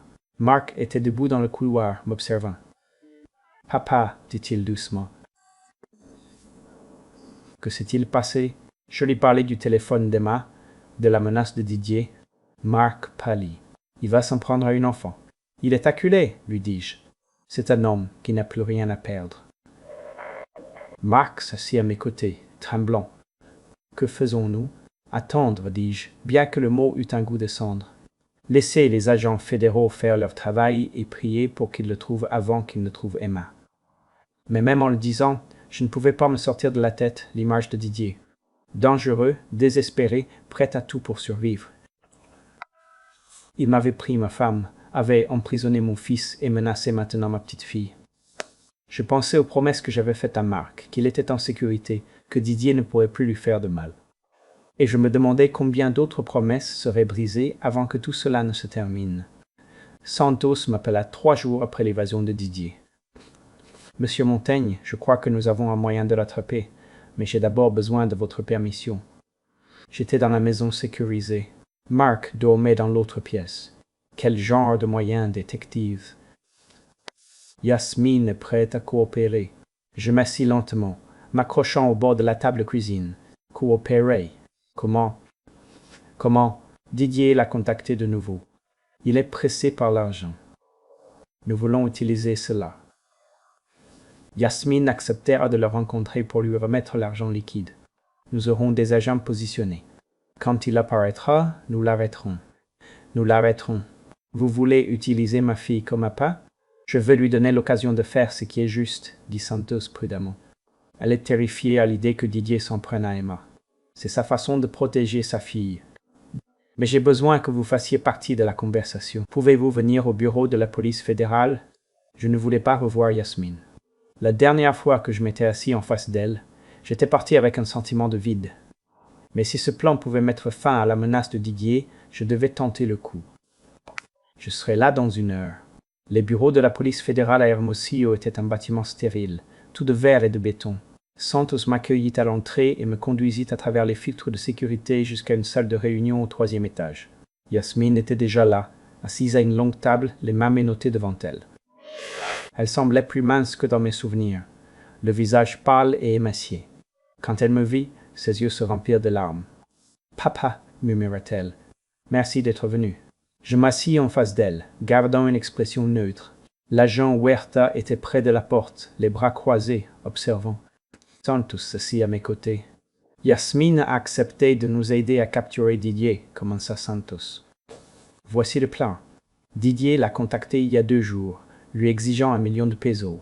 Yasmine lui enverra un message acceptant de le rencontrer. Elle portera une mallette contenant des billets marqués. Quand Didier arrivera pour le récupérer, nos agents entreront en action. »« Où » demandai-je. « Dans un lieu public, dans un café très fréquenté du centre-ville. Beaucoup de passages. Didier n'aura aucune échappatoire et il y aura des témoins si quelque chose tourne mal. Et s'il soupçonne un piège. » Huerta prit la parole. « Nous sommes préparés à cela. Yasmine portera un microphone caché. Nous aurons des agents infiltrés à l'intérieur du café et dans la rue. Didier ne saura pas que nous sommes là avant qu'il ne soit trop tard. » Je regardai Yasmine. « Pourquoi fais-tu cela? »« Parce que je ne peux pas le laisser faire du mal à Emma, » dit-elle d'une voix brisée. « Je sais que j'ai fait des choses terribles, papa. Je sais que je l'ai aidée, mais Emma est innocente. S'il y a la moindre chance que Didier s'en prenne à elle, je dois l'arrêter. » J'étudiai son visage, cherchant la moindre trace de tromperie. La seule chose que je vis fut une terreur pure. « Si cela tourne mal, commençai-je. »« Cela ne tournera pas mal, » dit Huerta avec fermeté. « Nous avons mené des opérations comme celle-ci des dizaines de fois. Didier est désespéré. Il mordra à l'hameçon. » J'acquiesçai lentement. « Qu'avez-vous besoin de moi? »« Votre consentement, » dit Santos. « Yasmine coopère, mais vous êtes la victime principale ici. Si vous ne voulez pas que cela se produise, nous chercherons un autre moyen. » Je regardai de nouveau Yasmine. Elle pleurait en silence, ses mains menottées reposant sur ses genoux. Je pensais à Rosalie, à Marc, à Emma, qui méritaient une vie libre de l'ombre de son père. « Faites-le, dis-je, attrapez-le. » 2 jours plus tard, j'étais assis à l'arrière d'une camionnette de surveillance fédérale, garée à 2 pâtés de maisons du café du centre-ville. L'intérieur était exigu, rempli de moniteurs affichant de multiples angles vidéo, des caméras corporelles des agents infiltrés, des caméras de sécurité à l'intérieur du café et une caméra fixe, pointant vers la terrasse. Huerta était assis à mes côtés, des écouteurs sur les oreilles, coordonnant son équipe par radio. L'agente morale était à l'intérieur du café, se faisant passer pour une cliente. Yasmine était arrivée 15 minutes plus tôt et était assise à une table d'angle sur la terrasse. Elle portait un gant et un chemisier blanc simple. Le microphone était dissimulé sous le tissu. Une mallette noire reposait sur la table devant elle. Elle semblait calme, mais je pouvais voir ses mains trembler lorsqu'elle soulevait sa tasse de café. « Elle s'en sort bien, » dit Huerta, remarquant mon inquiétude. « Le microphone fonctionne parfaitement. L'audio est clair. » J'acquiesçai, les yeux rivés sur le moniteur. Autour d'Yasmine, la terrasse était pleine. Des étudiants avec leurs ordinateurs portables, des couples discutant, un homme lisant le journal. Tous étaient des agents fédéraux. Le barista à l'intérieur était un agent. Même le couple qui passait en promenant un chien devant la fenêtre était des agents. Didier n'avait aucune chance. Exactement à 15 heures, une silhouette apparut au bord de la terrasse. Casquette de baseball baissée, lunettes noires, sweat à capuche noire. Didier. Je sentis ma poitrine se serrer. Il marcha lentement, scannant les environs, puis s'assit en face d'Yasmine. Elle dit quelque chose que je ne pus entendre à cause du bruit de la rue, mais Huerta ajusta l'audio et sa voix parvint, claire et ferme. Tu viens seul? Demanda Didier. Oui, comme tu l'as dit. Didier jeta un dernier coup d'œil autour de lui et se pencha en avant. Où est l'argent? Yasmine poussa la mallette sur la table. 1 million, c'est tout ce que j'ai pu obtenir. Didier ouvrit la fermeture éclair. Même à travers la vidéo granuleuse, je pus voir les liasses de billets à l'intérieur.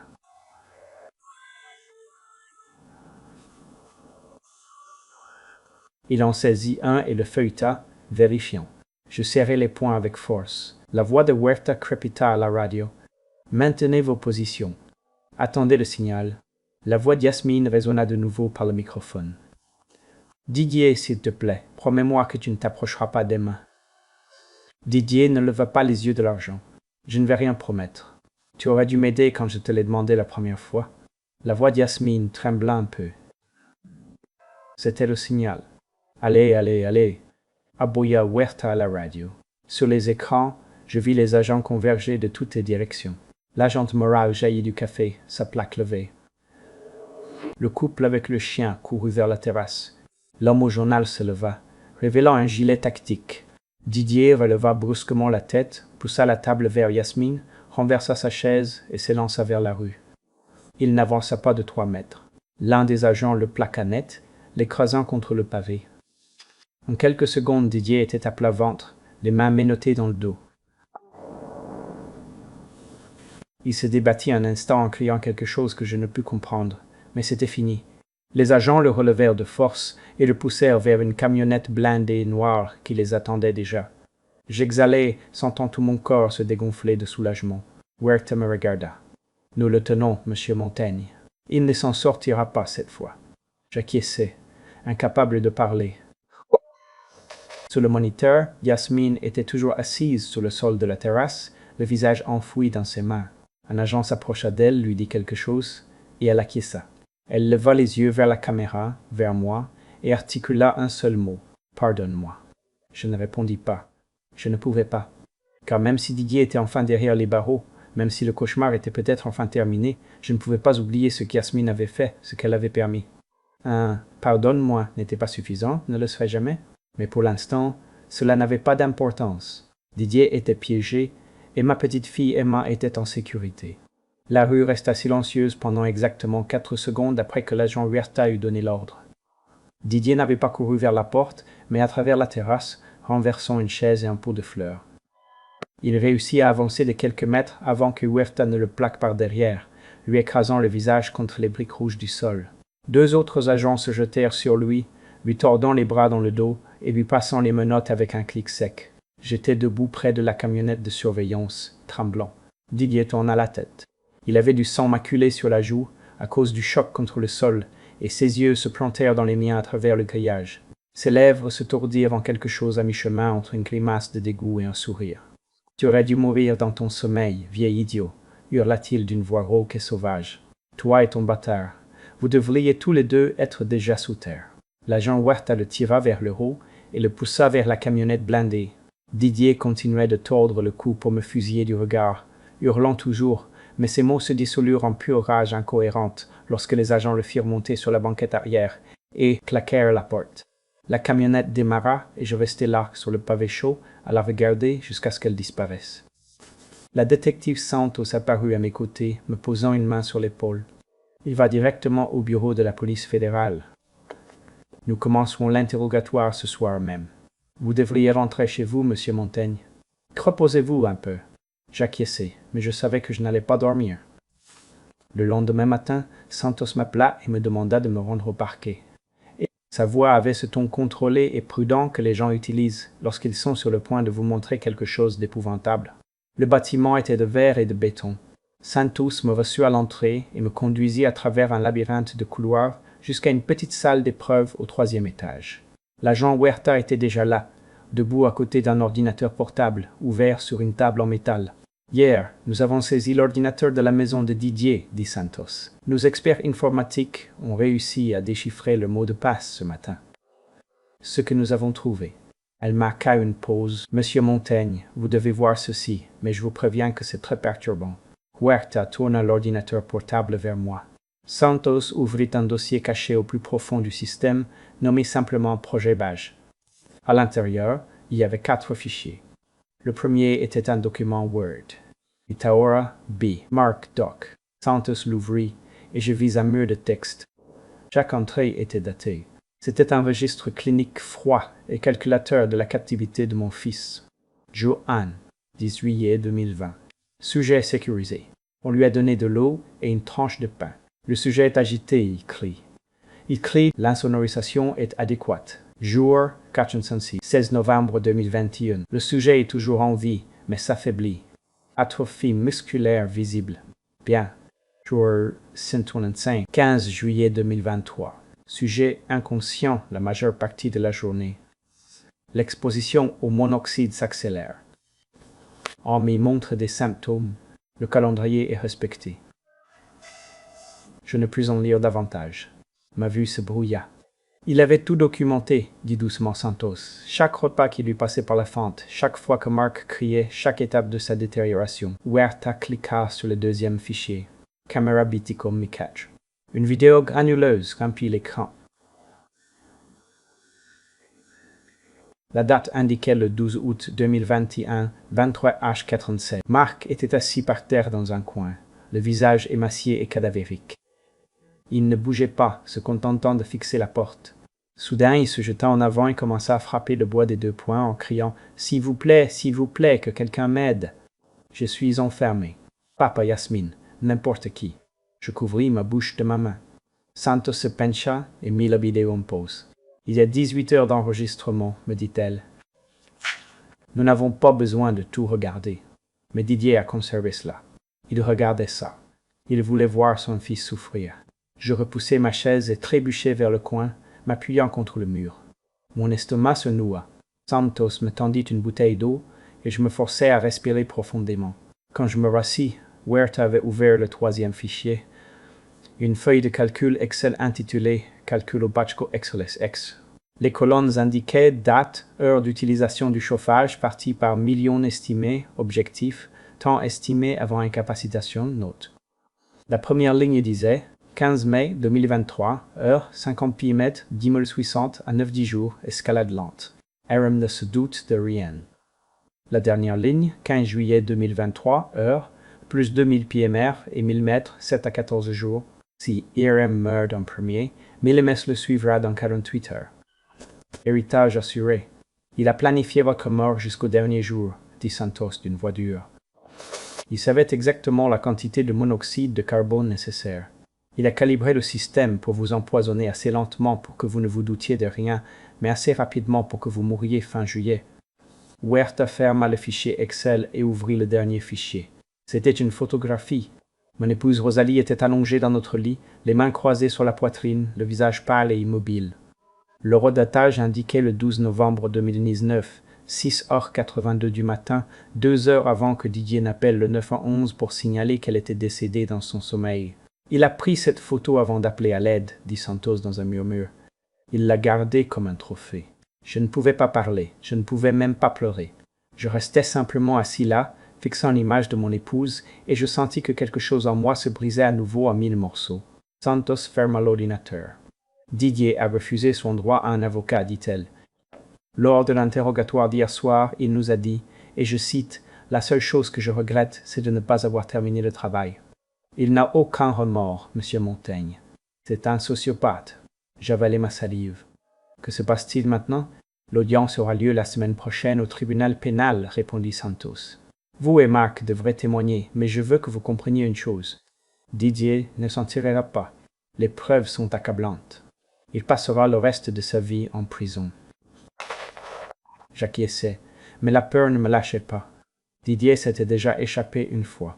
Santos dut le remarquer sur mon visage, car elle se pencha vers moi et me regarda dans les yeux. « Nous ne laisserons pas cela arriver, me dit-elle. Je vous le promets, je voulais la croire. Mais après tout ce que j'avais vu, tout ce que Didier avait fait, je n'étais plus sûr de pouvoir croire aux promesses. Le bâtiment du palais de justice se dressait contre le ciel de septembre comme un monument à la justice, fait de verre, d'acier et d'angles vifs. Marc et moi montâmes les marches ensemble, marchant lentement. Il s'appuyait sur une canne tripode, ses épaules encore très minces, sous sa chemise blanche bien repassée. Je marchais à ses côtés, portant le costume gris que je n'avais pas mis depuis les funérailles de Rosalie. À l'intérieur, la salle 5 sentait le vieux bois et l'air vicié. Les murs étaient en chêne foncé, les bancs durs et implacables. 2 drapeaux pendaient derrière l'estrade du juge, celui du Mexique et celui de l'État de Sonora. À gauche, le banc des jurés. Nous prîmes place au premier rang, et la détective Santos nous salua d'un signe de tête depuis l'autre côté du couloir. Un instant plus tard, la porte latérale s'ouvrit et 2 gardiens firent entrer Didier dans la salle. Il portait l'uniforme réglementaire de la prison, menotté aux pieds et aux mains, mais il marchait la tête haute avec une expression vide. Ses yeux balayèrent la salle, s'arrêtèrent sur moi, et il n'y avait rien en eux. Ni peur, ni honte, juste un espace froid et creux. Yasmine était assise à une autre table, près du fond, elle aussi en uniforme de détenue. Elle ne me regarda pas, ne regarda personne. Debout, annonça l'huissier. La juge Barbara Henrique entra dans la salle. Une femme d'environ 60 ans, aux cheveux argentés et au visage sculpté par des années à entendre le pire que l'humanité avait à offrir. Nous nous levâmes. Elle s'assit. La salle se tut. L'État contre Didier Robles, dit-elle. Accusation, nous sommes prêts à procéder. Le procureur Thomas Couronne se leva. Oui, votre honneur. L'avocat de la défense acquiesça. Prêt, votre honneur. La juge fit signe à Couronne. Déclaration d'ouverture. Le procureur s'avança au centre de la salle. Messieurs les jurés, cette affaire est une question de confiance, de trahison et d'un homme qui a passé 3 ans à exécuter un plan froid et calculateur pour détruire une famille entière pour 2. L'argent. Il énuméra les chefs d'accusation. Chef d'accusation numéro 1, homicide qualifié de Rosalie Montaigne en 2019 par empoisonnement délibéré au monoxyde de carbone. Chef d'accusation numéro 2, tentative d'homicide contre Robert et Marc Montaigne en 2023 en utilisant la même méthode. Chef d'accusation numéro 3, privation illégale de liberté et enlèvement de Marc Montaigne de juillet 2020 à juillet 2023. Les preuves démontreront que Didier Robles n'est pas un homme désespéré qui a commis une erreur. C'est un prédateur qui a planifié chaque détail, qui a documenté ses crimes et qui n'a pas ressenti une seule goutte de remords pendant que ses victimes agonisaient. Le procès dura 4 jours. Rémi Barrière fut le premier à témoigner, décrivant la porte du grenier verrouillée, l'alarme à gaz, le système de chauffage saboté. Ce fut un témoin calme, professionnel et inébranlable lors du contre-interrogatoire.